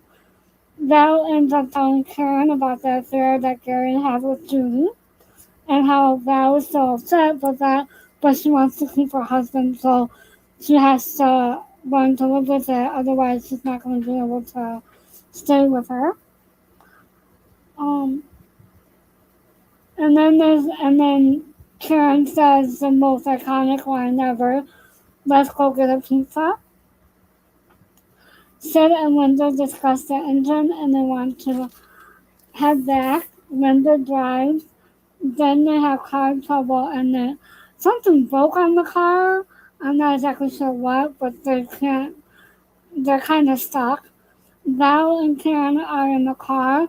Karen tells Val she's a little worried about Sid and Linda. Then next we see that Kenny is trying to help Ginger with the stereo, and Ginger tells Kenny that she needs the extra room because she's pregnant and it was waiting for the right moment to tell him. Sid and Linda blew rad. There we go. Sid and Linda blew rad. Karen and Val are at the shop and Karen goes up to the door. The door is locked and the car that they were working on is not there. And so Karen is upset. Sid and Linda talk about Sid working together with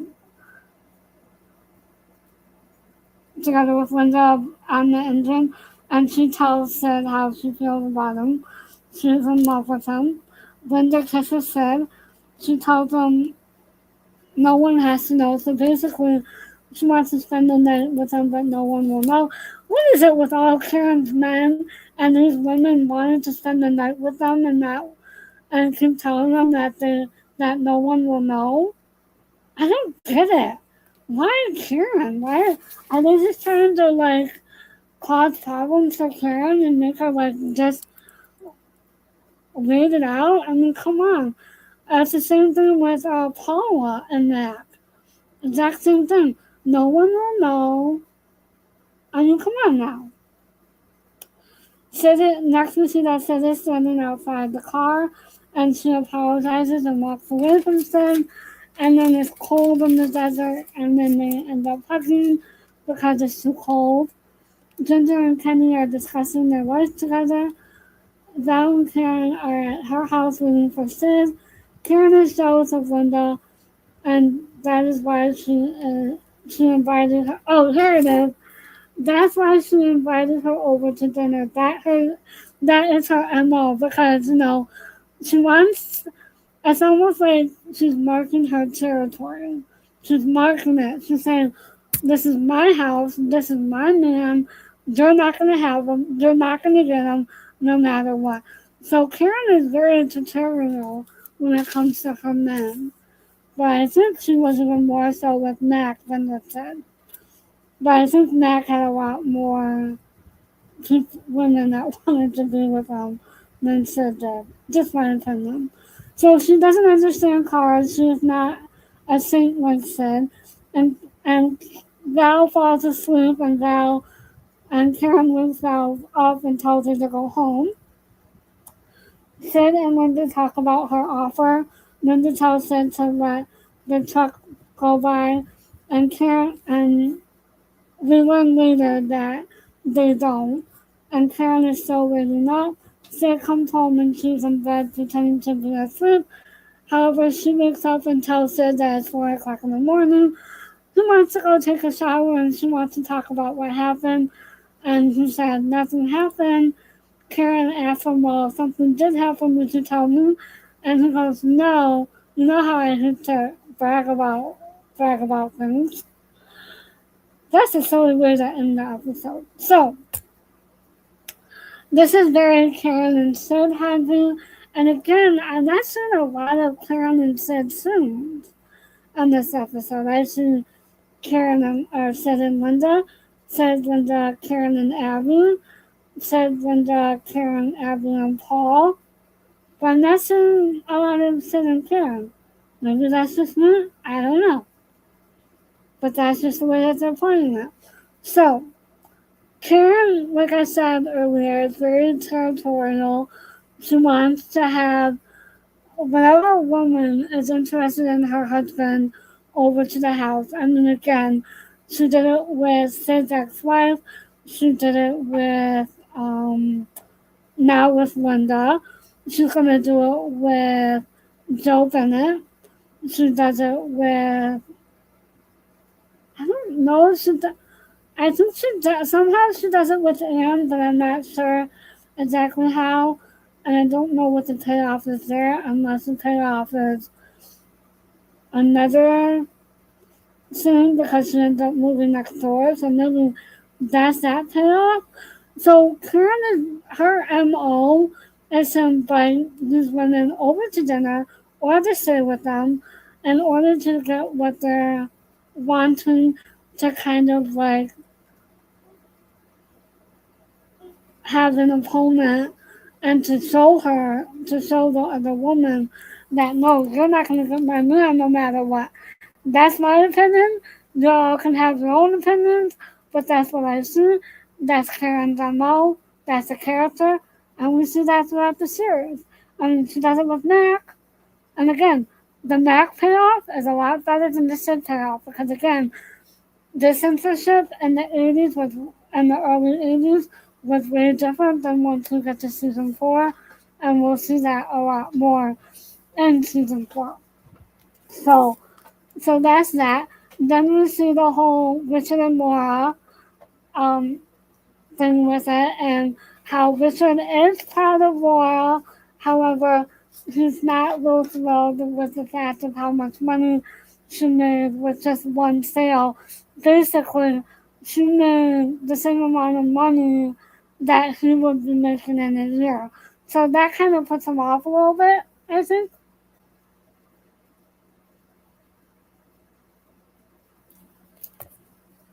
And he's starting to question like what that means for him and his manhood. And we'll kind of see that play out throughout the rest of their relationship, I think, a little bit, where there's that power struggle where he wants to take care of her. However, now that she has this wonderful career, it's becoming more and more of her taking care of the family instead of it being an equal partnership, like Laura says in this episode, which I didn't say. We see Ginger finally tell Kenny that she's pregnant, which I think is amazing that he knows. And then they end up in bed together talking about their relationship and where they go from here. So that's that. I think they just have a lot to work on and they will move forward, but we just won't know that until the next episode how that all plays out. So now we don't really see Val and Gary together at all in this episode, so there's not a lot there. And other than seeing Abby trying to give Karen a hard time about Linda, we don't really see Abby in this episode. I think what Sid did to Karen by telling her that, she couldn't go out, he couldn't go out to lunch because there's a lot to do, and then the fact that he ends up late for dinner, I think that was a pretty crappy thing to do to Karen, and I would be mad too, like Karen was. So I think that, they need to work on that, work on their communication skills, and Sid needs to be a lot less clueless. Come on, Sid, stop being so clueless. Get with it, man. Get with it. And he does have some good qualities, but he doesn't necessarily come off with these good qualities, if you know what I mean. Like, it's almost like he takes one step forward and two steps back. So, and again, I think that they were just trying to get a lot out of shit, maybe to build up like what they were working on for Karen and the upcoming seasons with Sid to get all that into one season because we're almost done with this season. But I don't know. Just it's almost like they kind of recycled it, and the way that I'm looking at it is like, okay, the way that they recycled that was way better than the original way that it was done. I mean, look at the way that Karen invited Sid's ex-wife, and then Linda to dinner, okay? And then you look at the way that she invited Joe Bennett to dinner and how that played out, and then the whole situation with Ian and Paula and how those all played out. I think that is very telling and that there was a bigger payoff with building those storylines and even with Wolfbridge. Like the Wolfbridge storyline was amazing. I think that was well done. We'll talk about it. There's a lot of behind the scenes there. Actually, there's a lot of behind the scenes once we get to season 4. There's not so much with 1, 2, and 3. It's all with season 4 and Kevin Dobson because he didn't just ad-lib scenes with Karen, he ad-lib scenes with everyone. And then he ended up telling the other actors in the scenes to kind of ad-lib. Like, they didn't know what they were going to get with Kevin Dobson. I mean, come on now. It's Kevin Dobson. I wonder if he was like that on Kojak too. I never watched Kojak. If you guys watch Kojak, leave it in the comment section down below. Let me know and let me know how that was. I never watched Kojak. The most I've heard it mentioned is on Natch Game, which I love Natch Game, but I know that they do like TV Guide this soon. And then Gene Rayburn would read off something off the wall about the coming up episode of Kojak, which I think was also on CBS like Mass Landing was. So way to go for Kevin to say on the CBS network. Awesome.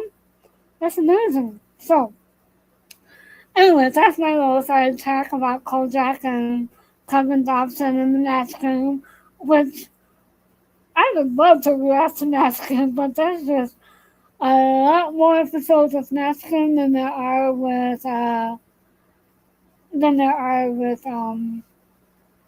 Natch Landing. There's over, I want to say there's probably over 3,000 episodes of Natch Game with Gene Rayburn with all the seasons together. That's crazy. Oh, alright. What? Are you searching? Or are you giving me a lollipop? I don't know what she's doing in the chat, y'all. She's just being silly. Alright, so. What is that? Co-host in the background. Alright, so let's go ahead and play the scene from this episode. Play it. Oh, Kojak. Okay, yes. I don't know that much about Kojak. I didn't know he was in it until, and I knew he was in it a couple of months ago, but I didn't know he was in it. And then I just know Kojak from that stream. That's how I know about Kojak. And that now that I know that Kevin Dobson was in it. And, if I'm not mistaken, Joan Van Ark had a guest spot on Kojak, and if I'm not mistaken, she ended up playing a love interest to Kevin Dobson. I would love to hear the backstory on that one. Oh, I gotcha. Okay. So now I have to go back and watch Natch Game, but I'm so busy with Mass Landing that I can't right now. But I'll have to link the Natch Game Productions YouTube channel in the link below because I've been talking about it. Because they're my favorite panelist on the Natch Game though is Betty White. Betty White cracked me up. There's one episode that has me bawling. And if you go to my YouTube channel, you'll see the episode I have it posted, and it's called Betty White's Divorce. It has me cracking up all the way. I'll have to link that in the comment section or in the description box below. Okay. So here's the scene from this episode.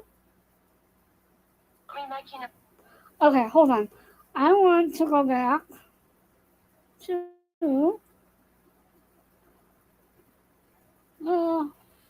hold on. Let me go back for that.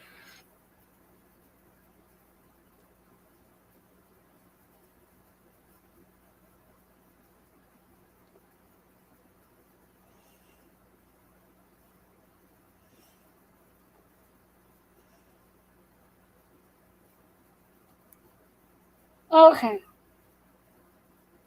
Let's start it here. And again, this is Silly. And again, this is in accordance with YouTube sharing policy.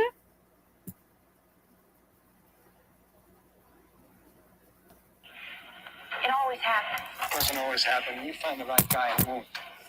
Service desk, line 2. Sid Fairgate. Oh, yeah, hi, hon. Sid, I'm going to be downtown this afternoon. You want to meet me for lunch? Oh, sweetheart, I'm sorry, but we're kind of snowed under here today. Can I make it up to you at dinner? You want to take me out? Yeah, sure. You make the reservation, okay? How about Andres? Andres? Oh, that's terrific. I'll see you later, honey.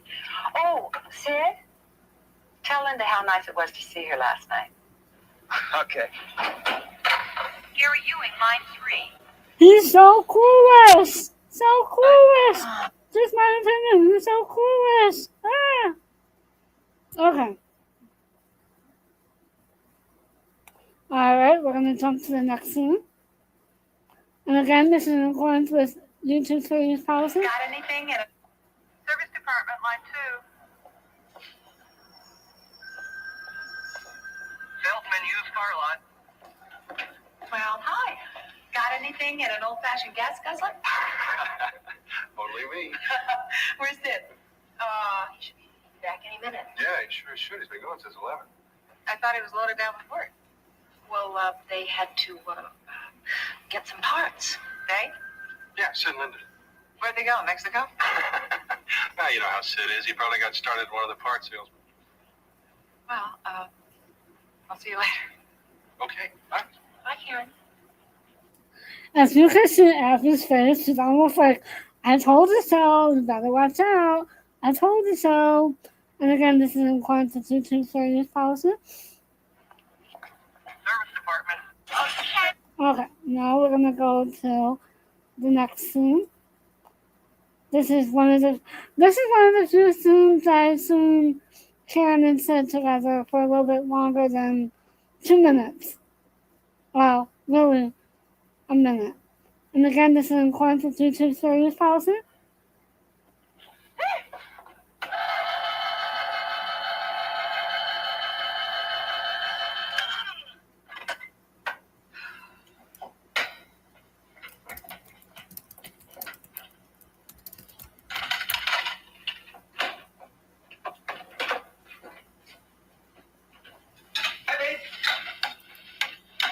Let's go. What's the matter? Hey, babe. Let's go. Oh, I didn't catch that, so Sid was leaning in for a kiss, and Karen moved out of the way. That was funny. I loved it. Way to go, Karen. Give him a cold shoulder. And again, this is in accordance with YouTube series policy. What's the matter? Hey, what's up? Dinner's up.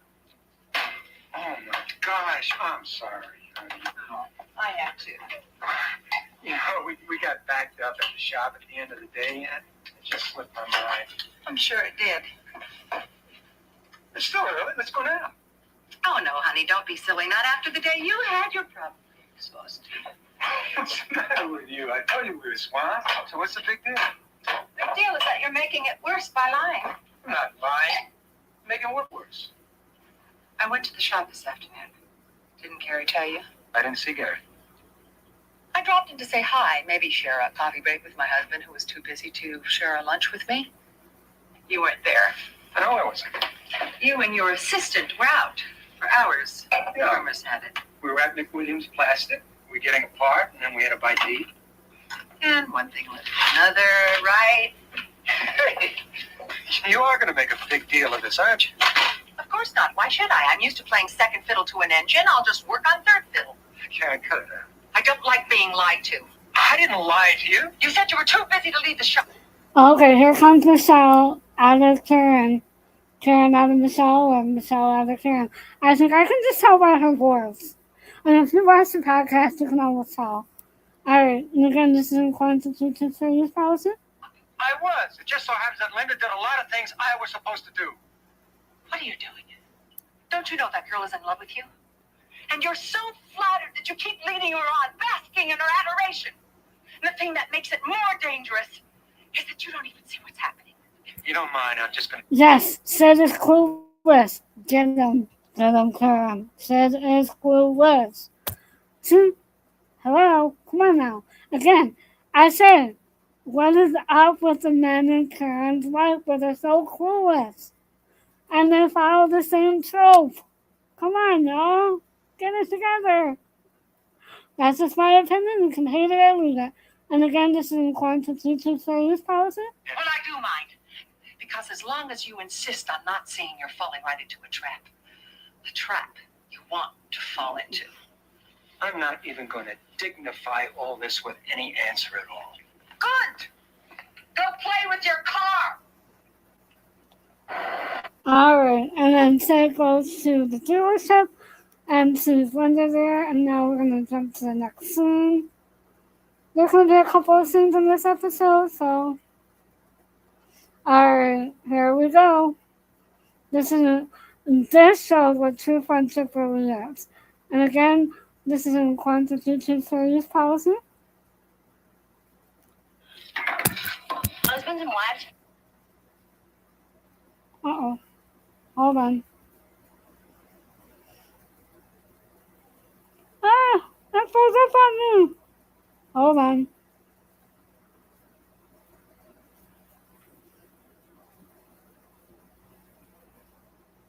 Hold on, I might have to close and come back. Hold on.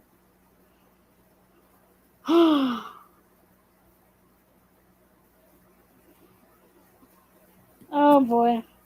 Oh boy. Alright, hold on. It's fine. Alright. You know that. You two, it doesn't mean a thing. And again, this is in accordance with YouTube's fair use policy. This is in accordance with YouTube's fair use policy.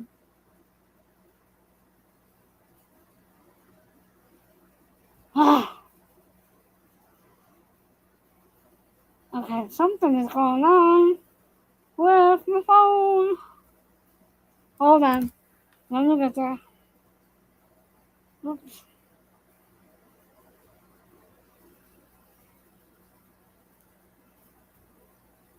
Hover over your husband. It is not the type to drive him from the house. Okay, now let's try this again. This is in accordance with YouTube's fair use policy. She really Out the door. doesn't she?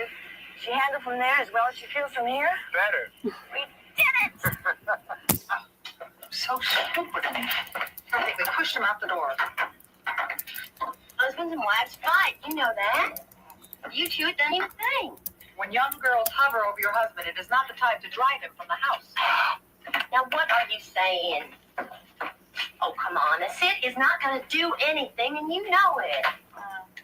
I guess so. You can't trust Sid. Who can you trust? Unless, of course, it's scary, right? Well, she said the magic word. And again, this is in accordance with YouTube's fair use policy. Cream and sugar in your coffee? Oh.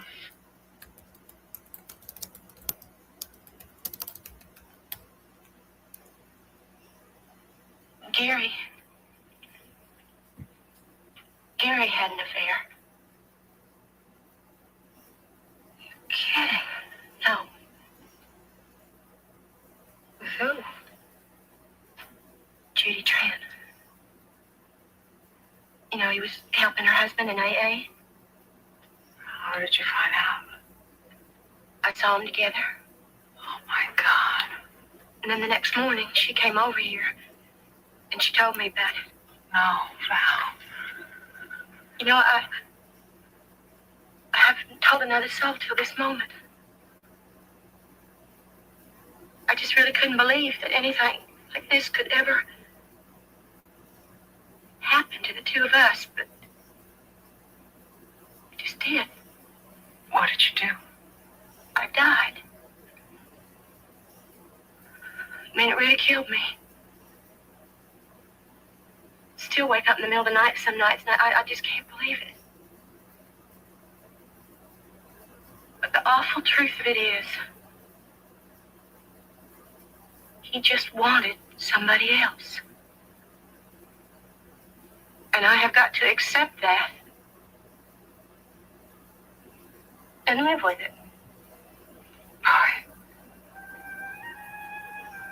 I don't know if I could be so understanding. I'm not being understanding. That's the only way I can be. Because if I want him, if I still want to keep him,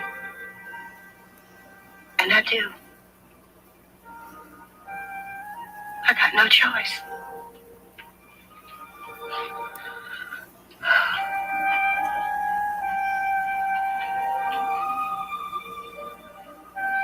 Let's go get a pizza. Val and Karen's gonna die a lot longer than Sid and Karen sins. Am I wrong? Or maybe I just feel that way. Alright.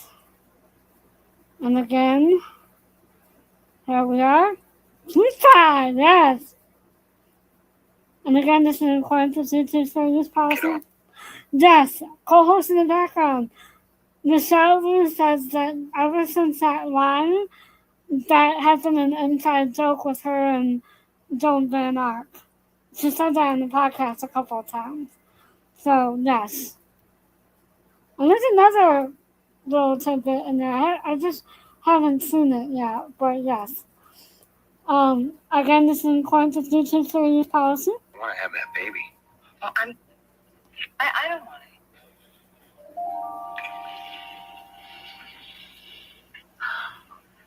Oh, What? cold. Oh, well, you want me to make you No, another pie? I don't want it. Do you? No, I don't.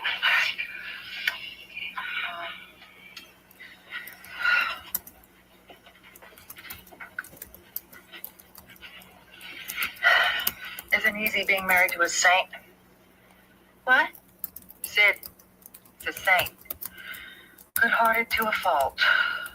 Moral, I mean really moral. How many people do you know that actually make moral decisions in their everyday lives? Sid's the only one I know.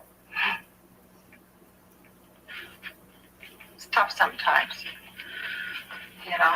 Living with that. Like now, he could be off somewhere. So this is where Karen feels guilty about feeling bad about the thoughts that's running through her head. And again, this is in accordance with YouTube series policy. Making love with another woman, and I'm here not only worried about that, but also feeling guilty for letting the thought even cross my mind. What's the matter, Karen? Don't you trust your husband? Who are you to presume that saintly man is capable of human weakness?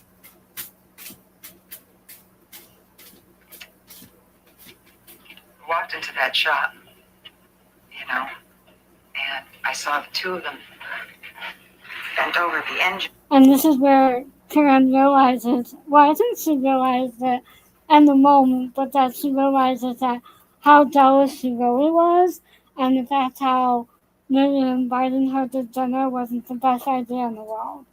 And again, this is in accordance with YouTube series policy. I was jealous. They tried to include me in their enthusiasm, but it only made it worse. He loved that engine. She loved that engine, and I was definitely an outsider. There's Michelelee again, coming in with that voice. And again, this is in accordance with YouTube series policy. So, what did I do? Did I say, Karen, watch out? You're in trouble. Get in there and fight? No, not Karen the wise, Karen the sophisticate, Karen the above jealousy wife. No, Karen didn't fight, and Karen didn't defend. She invited the damn girl home for dinner. I don't know, maybe by some kind of automotive morality, he'll be able to justify making love with her.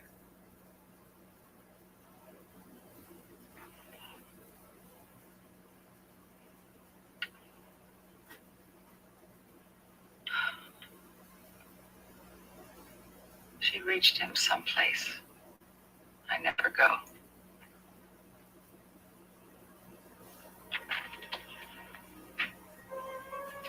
She shares stuff with him I don't understand. I don't know. I'm not a saint. And then in the end of the scene, she sends that home because that falls asleep. So, as I'm watching these scenes between Karen and Mac, I realize that no, Karen and Mac. No. Karen and Val, that they're a lot closer, really, on the same level than Karen and Sid is. Now that I'm watching this, because if you think about it, they just have a deeper friendship, and it's almost like they're sisters and that they're close. And Karen will do anything to protect her. That's what I see. And So that leads me to boom, boom, boom, the next episode, which is very Val and Gary heavy.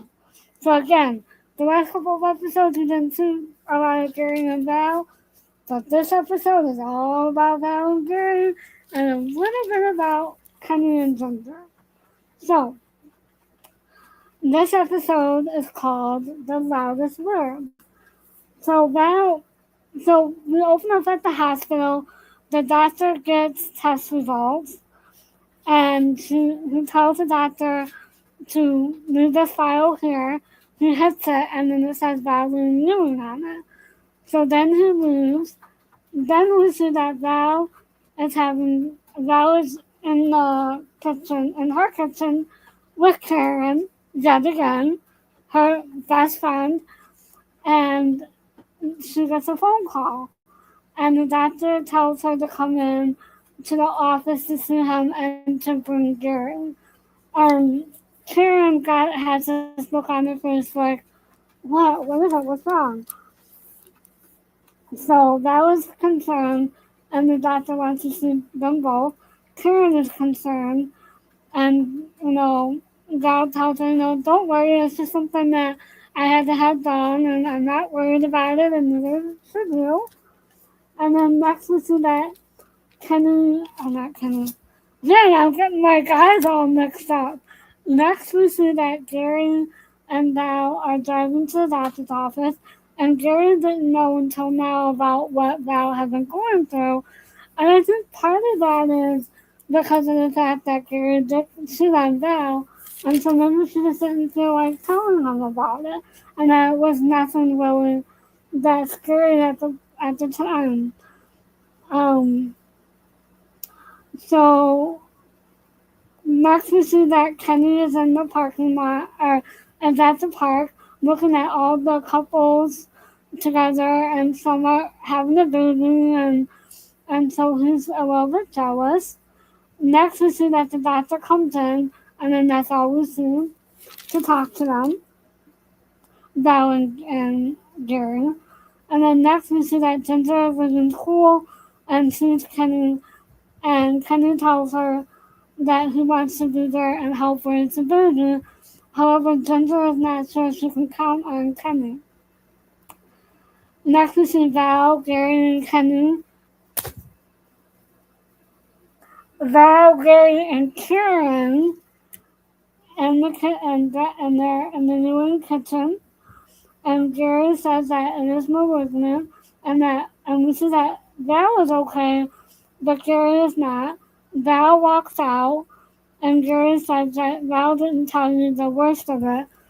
He said that, depending on how much of the thing that they got when they went in to biopsy it, that they may have to do a colostomy bag. Which, back in the day, that was a huge issue. It's not a huge issue now. At least I don't think so. Next, we see that Sid and Karen are talking about it with Diana, and Diana wants to know everything. However, once she finds out, she walks out. Val and Gary are on the way to the hospital, and Val is telling Gary everything that she's done for him while she's going to be in the hospital. And then we see that Gary, once they pull up to the hospital, Val gets out, and Gary just breaks down. Then we see Karen goes to talk to Diana about Val, and Diana is not sure what she would do. However, this is a bit foreshadowing to what is going to happen to Diana later down the line, to where we kind of know what she would do based on later episodes where she is almost hooked up to dialysis. So, as she was having a hard time with the dialysis, I can only imagine what would happen if she ended up with a colostomy bag. So that's a little bit of a foreshadowing. And then Karen tells Sid that they're going to help talk to her.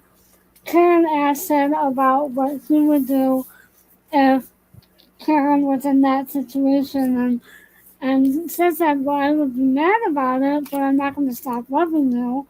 because I fell in love with a person, not for what you look like. And Karen said that she's worried about Gary. And then we're at the hospital. We see that the doctor is visiting with Gary and Val, and the doctor asks if they want a second opinion. Gary says, that might not be a bad idea, but Val's like, no, I just want to go ahead and get it done and over with, and let's just move forward. Doctor tells Val to be prepared for the colostomy, and Val tells Gary that it will be okay. Next, we're at the Avery house, and Laura finds out about Val via Karen. However, Richard knew because he saw Ginger when he got home last night, and so Ginger told him. Gary is still at the hospital, and Val is still trying to encourage Gary, and he goes home. Gary almost hit Eric and Sid runs after him. Gary goes inside, closes the door, goes upstairs, and tears apart the bedroom. Sid is trying to break in the house. Eric runs home. Then next we see that Karen runs over and sees them talking in the bedroom. And then before Sid comes in, Gary calls home to Miss Ellie and tells her what's going on. And as she's doing this, I think Miss Ellie was so scared that she didn't know what to do. Um, um, um, Gary is trying so hard to keep it together and sending him. And Sid tells Gary to take it one step at a time. And then Karen tells Gary to go get cleaned up at their house. Next, we see that Gary comes back to see Val, and then the ladies come in. Karen sends Gary away to the cafeteria. Karen tries to make a joke with the ladies to try to cheer up Val. However, Val is worried about Gary, and then Karen has this look on her face like, don't worry, we'll look after him. The nurse comes in and gives meds to help Val sleep. Everybody leaves, all the ladies leave, and then Karen closes the door. And this is a really sweet moment. And I don't know how much of this is Karen and Val relationship as opposed to the Michelle and Joan relationship. And I'll play this scene because I think this is a very important scene. So Karen leaves and comes back in and says, almost choked up, that I love you. So, and that makes Val cry. So I'm almost wondering in my mind how much of that was Michelle Lee telling Joan, or how much of it was Karen telling Val. So I'll play it, and then co-host in the background, maybe you can weigh in on that when we get there. I want your opinion on that. And then we see that Ginger is observing her class. Oh wait. So, and in the meantime, Ginger is at her Lamar's class and Kenny shows up. They fight, he walks away, and then that's when the nurse comes in, blah, blah, blah. And then Ginger is observing her class. She leaves and goes and finds Kenny and Gary in the cafeteria. She asks about Val, and Ginger tells Kenny that they need him. So, meaning her and the baby need Kenny to be with them. They leave, and then next we see dun dun dun. Bobby shows up to surprise Val. She is happy. And it's almost like Miss Ellie sent Bobby in her place because of the way that girl's been acting. He talks to Val, and basically Val tells him that she doesn't want to die, and Bobby says, well, then don't. And Bobby says to Val that he knows everything and that he talked to the doctor. Gary comes in and sees Bobby, and Bobby leaves.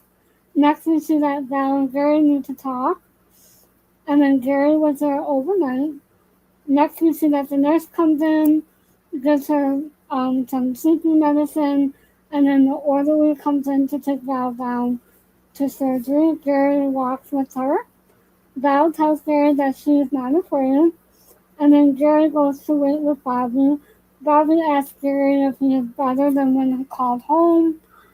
Bobby knocks sense into Gary because Gary is concerned about the colostomy. I think even more so than he is at this point than if Val was gonna die.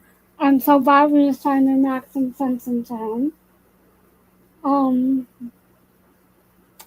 Gary walks out, and then Sid comes in looking for Gary, and then Bobby introduces himself to Sid, and then Sid tells Bobby that he's gonna go look for Gary, and finds him dun dun dun at a bar. However, when Sid is starting to yell at him, the bartender comes up and says, "Would you like another ginger ale?" And Sid realizes that he wasn't drinking, he just needed to get out of the hospital. And Gary says that he is ready for whatever happens to Val as long as she doesn't die. And then the doctor comes in and says, or the nurse comes in and says that the doctor is ready to talk to you. Gary rushes to Val and the doctor says that he got all of the malignancy and that they didn't have to do the colostomy. And then Val goes to her room and Gary stays in with her, and Val wakes up and says, "Dun dun dun, piece of cake." So this episode was very, very Val and Gary heavy, and I think this helped bring their relationship back to the forefront. I think that they're building on it. They're gonna work it out. We'll see it. Again, we saw a little bit of Karen and Sid and what Sid would do if this should happen to, or this were to happen to Karen. However, again, like with Diana, we see a little bit of foreshadowing with Karen because she's going to have a little bit of a medical problem in season 5 and 6 with Max. So it's almost like both Karen and Diana are doing a little bit of foreshadowing here, but we just don't know it yet.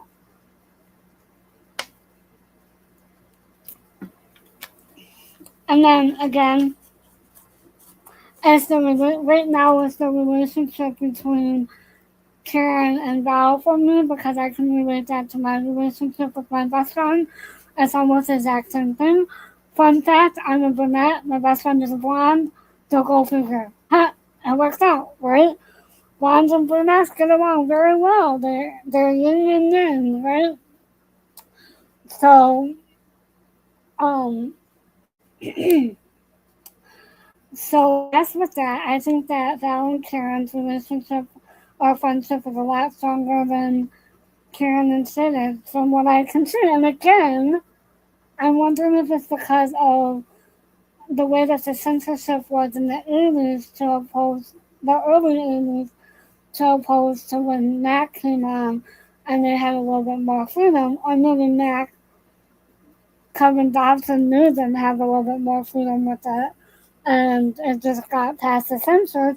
And you also have to think about, too, that they were on at night, so they're a nighttime drama. I don't want to call it a soap opera because the ladies are opposed to it, so I'm going to call it a drama. So it was a nighttime drama, and so they could get away with a little bit more than they could, during the day. And I remember when, on daytime with all my children, when Bianca had her first female kiss on air. I watched all my children, and I thought that was amazing and beautiful and wonderful. So again, I think that the censorship as we move forward in the 80s and 90s became a little bit more relaxed. So maybe that's why I just feel like there's a deeper connection with Karen and Val than I do with Karen and Sid. I'm sorry. Y'all can have your own opinions, but that's the way that I feel. And we'll see. And again, I think that's because of the chemistry that both Michelle and Joan had with one another, as opposed to the chemistry that Don Murray and Michelle had with one another. It was on a completely different level, and the fact that I think, I think that that relationship was a little bit different than it was with Karen and Val. Richard and Laura, we really didn't see a lot of them other than when they were talking about Val in the kitchen. Um, and then Ginger and Kenny, I thought that was really sweet. I was so glad that they made up and that they're going to move forward with the baby. He's going to come home, hopefully, and they're going to raise the baby together. So that's beautiful. I knew that was going to happen. Even before I watched it and watched it and watched it, when I first watched it, I was like, oh, they're gonna get back together because she's pregnant and she loves him. She's already told him that she loves him. So I don't understand why they wouldn't get back together. I think that they needed to play out the episode to get them to that point. Um, so that was good. And then so there's that. And then I just thought the way that they handled the colon cancer with Val, I think that they did that really good. And I think that the way that they handle it is very relevant to today's society. I mean, I can't tell you how many commercials and stars and people are out and about talking about colon cancer screening. So I think that this episode is even more relatable now than it was back then because we're talking about it a lot more. So I'm wondering if Knots Landing was the first episode to really deal with it and to get the conversation going. So I think that that's really awesome. The way that Knots Landing was very, sorry, I'm fixing my charging cord, was very powerful in that aspect. And again, if you think about it, they've gone through so many presidencies throughout their run that, of course, they're going to handle things that are relevant, and they're still relevant today. I mean, I'm 45. I had to do a colon screening. I didn't do the colonoscopy, but I did a screening for colon cancer because I'm not that age. So I think that this is really telling, and having to go through this and being around the age that I have to have this done, I think that this episode is very telling, and I think that they handled it well. I think that they handled the Gary character very well. And when I first watched it, I was almost afraid that they were gonna go back to drinking because of it. But luckily, the writers didn't do that to Gary because I think it would have been too soon for him to go backwards. I think that they needed a little bit more space for that to happen, and I'm glad that they didn't. I'm glad that Sid found him and realized, oh, Gary can be in the bar. It's okay. He's not. He's not drinking. It's all good. So maybe he and the guys can go out a little bit more, and we'll see that coming up in the next couple of episodes. So, so I'm gonna play some clips now. I think that was this episode did not hit as hard as I thought it was gonna hit, just because yes, it dealt with cancer, but the fact that they didn't kill Val or that they didn't unalive Val didn't hit me as hard as I thought it would. When I first watched it, it was a positive episode. It was very positive, and the fact that they got it all, and that if we catch it early enough, then we're good. And the fact that we're young, and that's why colon screenings and colonoscopies and all that is very important, along with mammograms and all of that stuff. We as women need to take care of our bodies, and so again with men, we need to do all the checkups. We need to make sure that we're taking care of ourselves. So this is really very important to to our world, and this is even relevant in today's society. So I think that that's very important, and that's my opinion. So you guys can have your own. I would love to hear them in the comment section down below. Just saying. All right, let me see what you got. Oh, I got commercials. Hold on. I'm gonna let them play out. Darn commercials. So, co-host in the background, do you have anything to say about that? I mean, do you think that this episode and what I've said is really relevant to today's society and in today's world? This is why knotslanding will never die. Because this is one of the few shows that's so relevant to today. And so I'm just waiting. You don't think it's relevant? You said no, ma'am, so I didn't know if you meant you didn't have anything to add or if it's not relevant. I'm a little bit confused.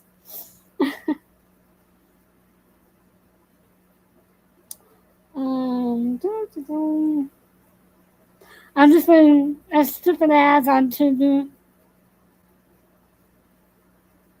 I got 10 seconds. And then we'll see what's in. Oh, so do you think that this episode is relevant to today's society? I think I asked both questions at the same time. So, yeah. Okay, I gotcha. Okay. Yeah, I did ask both questions at the same time. I do apologize. I'm so sorry. So here's the first scene. And again, this is in accordance with YouTube series policy.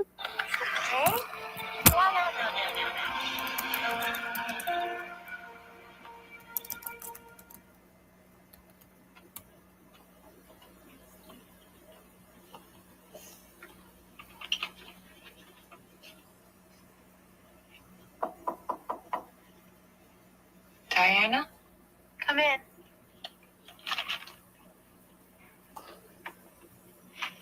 I wanted to start with this scene because this will show a little bit of the foreshadowing that I was talking about earlier with, so I'm going to show this scene and then I'm going to show the next scene with Sid and, or not show, but play the next scene with Sid and Karen. We're going to do these two scenes and then we're going to keep moving.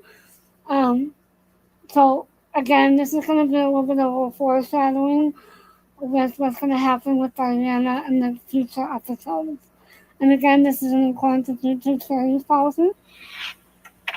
Hi. Hi.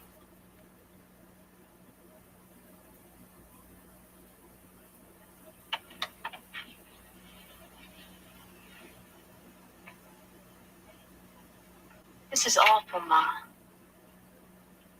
Doesn't have to be. Val is so young. Yeah. And she's strong and brave. Is that enough? I mean, what's going to happen to Gary? Well, I hope Gary would be understanding and loving and just as brave as Val. I don't know what I would do. You'd live through it. I'd be glad to be alive. Knowing what I know in upcoming episodes, this soon breaks my heart because this is not how it played out. If you know, you know. I'm not gonna spoil it, but this scene breaks my heart because of what plays out in future episodes. And I'm already crying because I know what's gonna happen with Diana. So, if my voice changes or it's going a little bit southern, it's because this scene is breaking my heart right now because of what's going on, what's gonna happen in future episodes. And again, this is in accordance with YouTube series policy.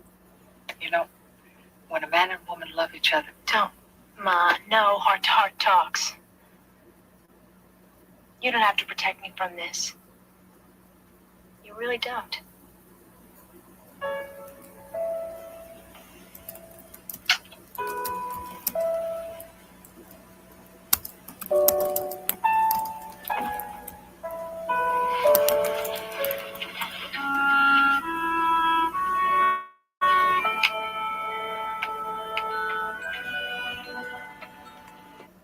So Karen kisses Diana. Karen gets up, walks out of the room, and closes the door. And then the next scene is we're in Karen and Sid's room. And again, this is a little bit of foreshadowing. I think these things And again, this is in quantitative series policy.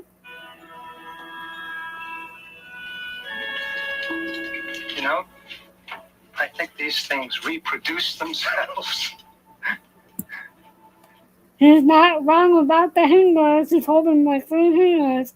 And he said, I think these things reproduce themselves. He's not wrong. And they're whiter hangers. Look, don't tell the Crawford that Sid has whiter hangers. And again, this is in quantitative series policy.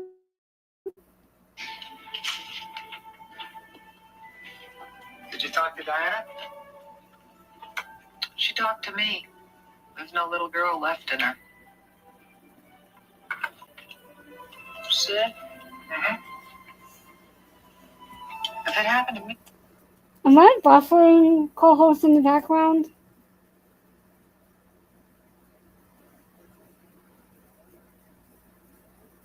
Okay, this is the scene where I talked about where Karen is foreshadowing what's going on with her. And later episodes, and again, this is going to make me cry, so I apologize. And again, this is in quantitative series policy. a colostomy, how would you feel? I'd hate it. Yeah, I know. Diana knows that too. A thing like that could really end a pretty strong love between two people. I said I'd hate it. Wouldn't change my. Now, I know that it wasn't a colostomy bag, but it was almost something worse than a colostomy bag with Karen. So I think that that's why it makes me a little bit more emotional, because we know what's going to happen in season 5 and 6. So I think that that's where I'm at with this. And again, this is foreshadowing on Karen's part. And I wonder if the writers went back into old episodes to see what they could do to bring out other storylines. Now that I'm thinking about it, I'm wondering if they did that. And again, this is in quantitative series policy. Feelings about you. Not necessarily recycle, but figure out, okay, what haven't we done and what can we write about and pull out from the previous storylines that maybe we can deal with in today's society, if that makes any sense. And again, this is important to teaching. And like I said, not recycle storylines, because we kind of know that they did that with Karen a lot, but what they could pull from older storylines, like the whole thing with Diana and what she was doing now, the whole thing with Karen and what happened between her and Mac. And again, this is in quantitative series policy. How could you separate the two? By separating the thing that's doing the damage from who's being damaged. I'd hate anything that hurt you. But it'd be foolish for me to resent you for being hurt.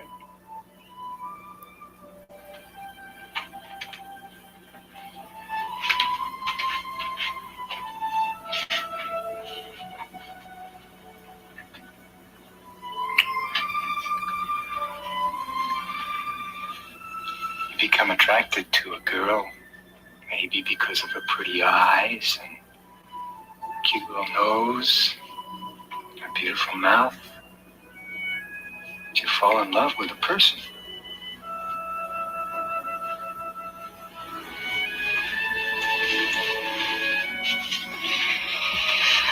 Oh, Sid. So I thought that was sweet and a little bit of redeeming quality. However, he's still clueless. I hope Gary feels that way.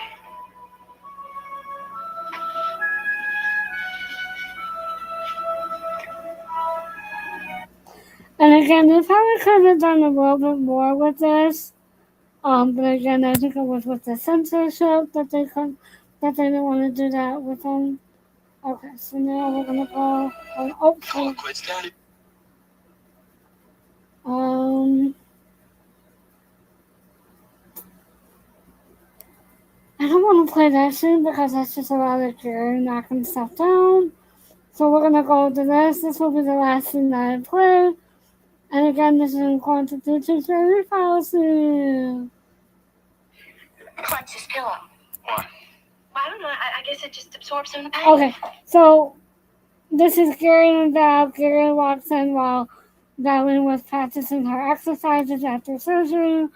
Which now that we know that we use the thing to breathe in to help with our breathing, we don't necessarily cough, but we use whatever it's called the I don't know what it's called, but you take it, you breathe into it, and you just kind of blow. It's like a breathalyzer, but it's to see how much you can raise the ball up. Alright. And again, this is in quantity to series policy. Come here.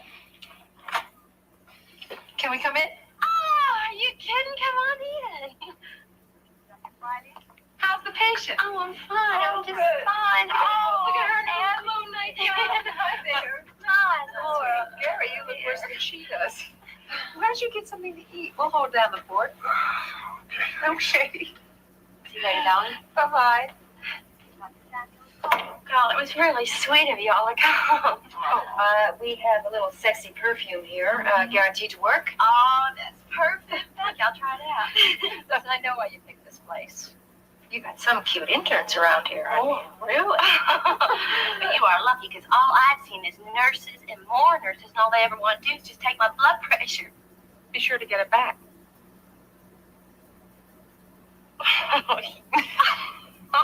Get it? When Diana was a little girl, she was sick once, and Sid said to her, "Do you have a temperature?" And she said, "No, Mommy took it." Isn't that cute? Mm-hmm.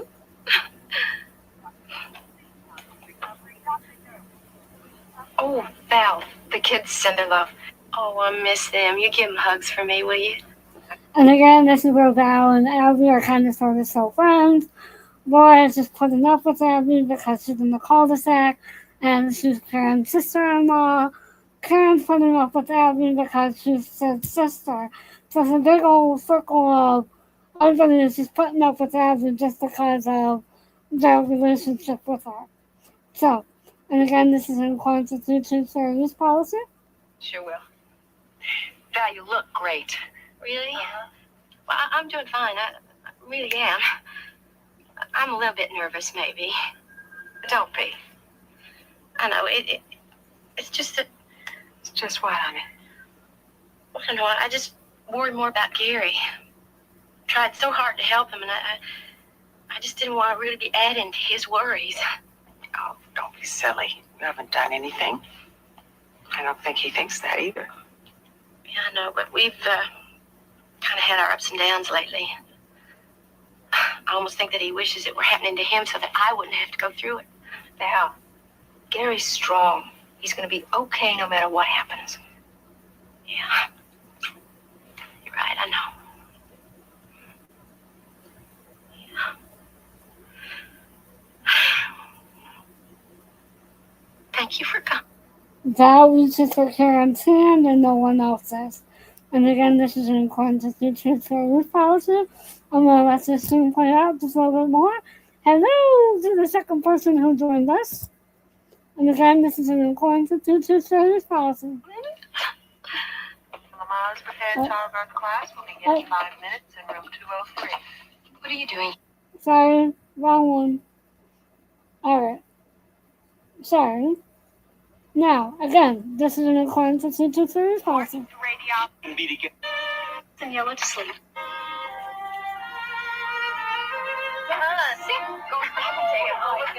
Evening, Mrs. Ewing. Red to relax and yellow to sleep. Well, do I have to take them both right now? I don't really feel like sleeping quite yet. Well, why don't we take the red one now, and we'll take the yellow one when your friends say goodnight. Which should be about now, Well, yeah, but there's still some visiting hours left. but we have surgery in the morning. I have a problem when nurses say, but we have surgery in the morning. It's not rude. It's I, myself, Me, myself, and I. It's not we. Unless you're going into the operating room with me, then maybe I could see that it's a we. But they're not doing the operating on, I am. And that's coming from someone who's had a lot of operations. Let me tell you. And again, this is according to C2 fair use policy. Well, I'll come back in a few minutes with the other bill, okay? Okay. Dr. Baird, solid. Dr. Baird, Oh. solid. All right. Now, don't anybody say anything corny because the last thing I want to do is start to cry for nothing. So just, come on. Can I say goodnight? Okay, but fast. Good night. Good night. All right. Good night, sweetie. Yeah, good night. Good night, Abby. Everything's going to be fine. Thank you.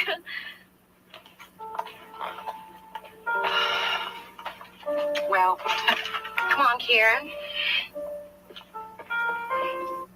Karen is always the last one to leave. And again, this is in accordance with C2 fair use policy.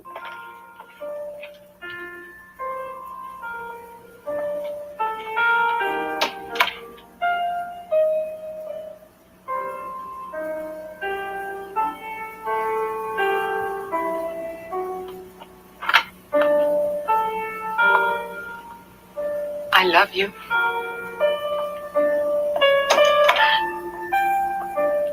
Okay, so I want to end it there. I don't want to play any other scene because I want your guys' thought on that scene. So right there, when Karen came back in and said, I love you, I co-host in the background, I think that was Karen saying, I think that was Michelle really saying that to Joan and not Karen saying that to Val. As much as it, and that was really well done. And I think that those are real tears coming from her because she knows how much Karen or how much Michelle loved her and really took her under her wing, as well as how much Karen loved Val. But I think that was more or less Michelle being Michelle as opposed to Karen being Karen. If that makes sense. That's my opinion. I'm not going to end this one. I want your opinion. Am I on the right track? Because that's what I think. And that's why I say that Val and Karen's relationship or friendship is a lot stronger than Karen and Val or than Karen and Sid's, because you get that connection there between Michelle and Joan that you don't get between Michelle and Dom. Now, when that comes onto the scene, you'll see it a little bit differently. You'll see that Karen and Mac have a little bit of a stronger relationship than Karen and Val, but that's just, again, I want to say I think that's because of the censorship that comes up later in season 4 and 5 as opposed to what it is right now. Because again, we're still in the early 80s with this show. So, I want to know, co-host in the background, do you think that the show sing to Joan or Karen? Saying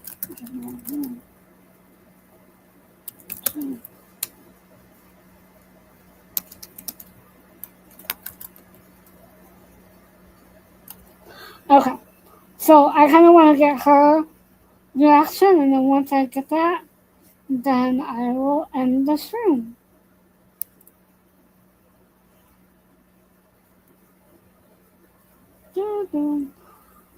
So while I wait for that,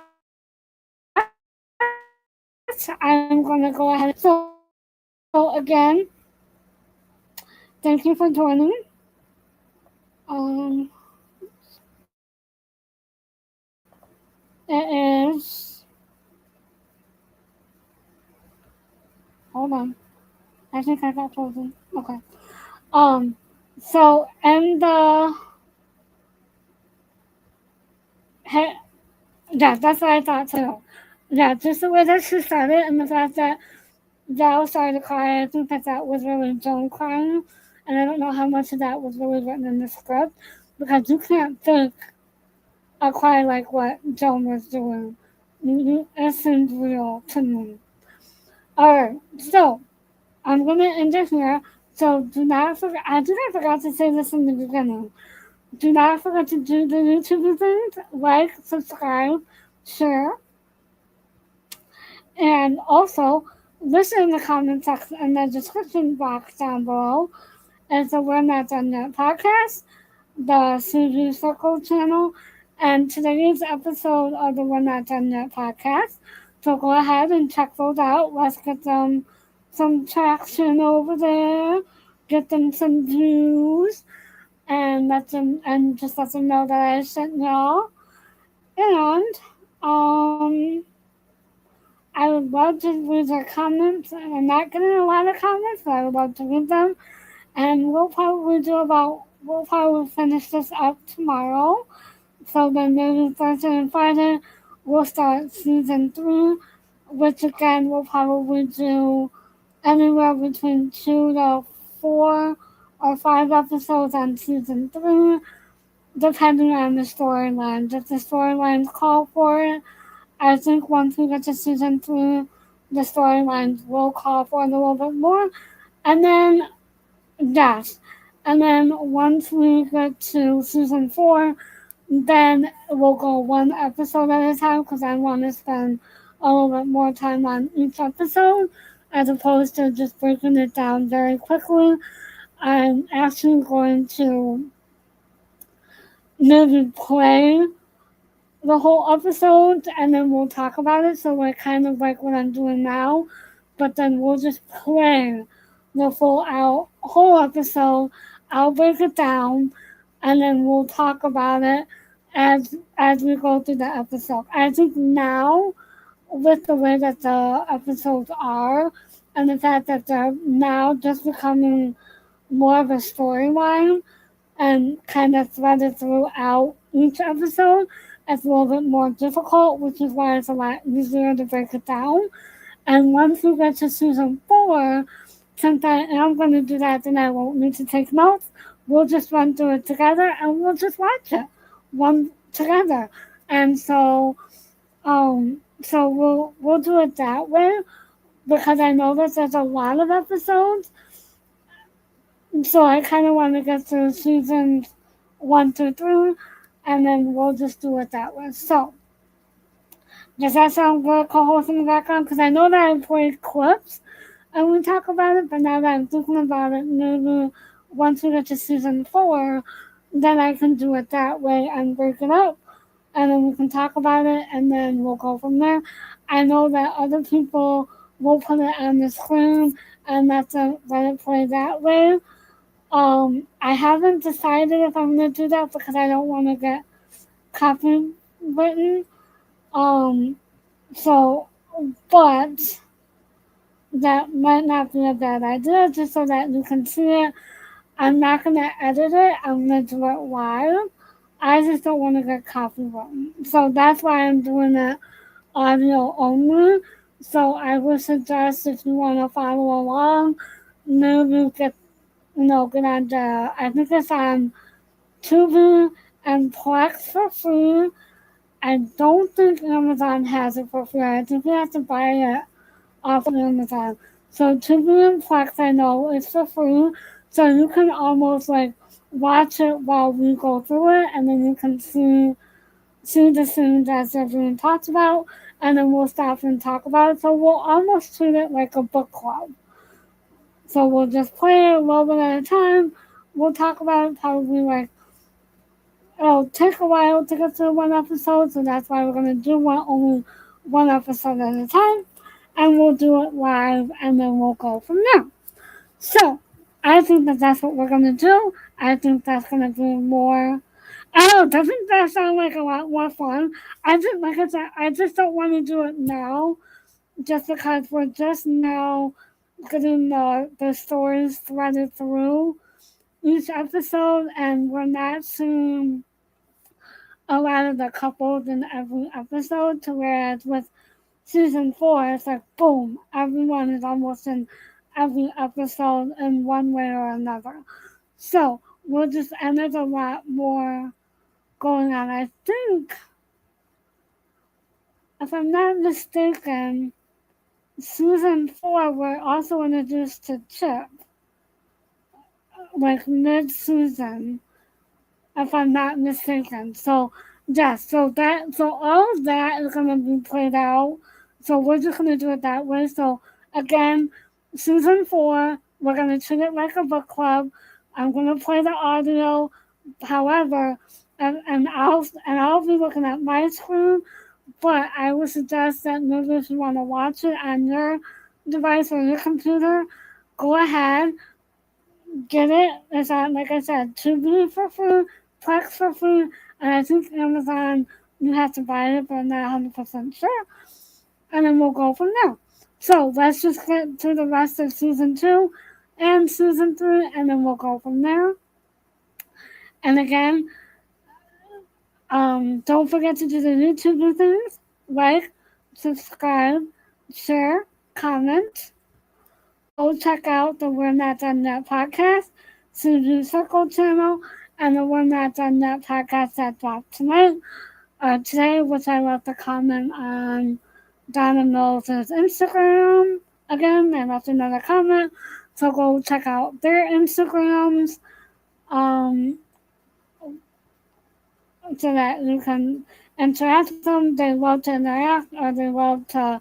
I know that they're reading the comments, so they would love to hear from you guys. And I think that's all I have.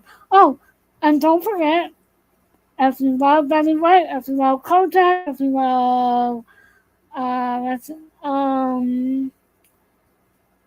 Marsha Wallace, if you love, I'm trying to think of some of the other. Sandy Flag, oh gosh. There's two panelists that have almost the same name. One has the last name, one has the first name, and I can't think of it. Oh, it's gonna kill Joyce. If you love Joyce DeLavante and Elaine Joyce, go check out Masculine on Masculine Productions. I am now gonna link their channel in the description box below because I talked about them a lot in this podcast or in this live. So I'll go ahead and link their channel. And I think that's it. So unless co-host in the background you have anything else, I'm all set for today.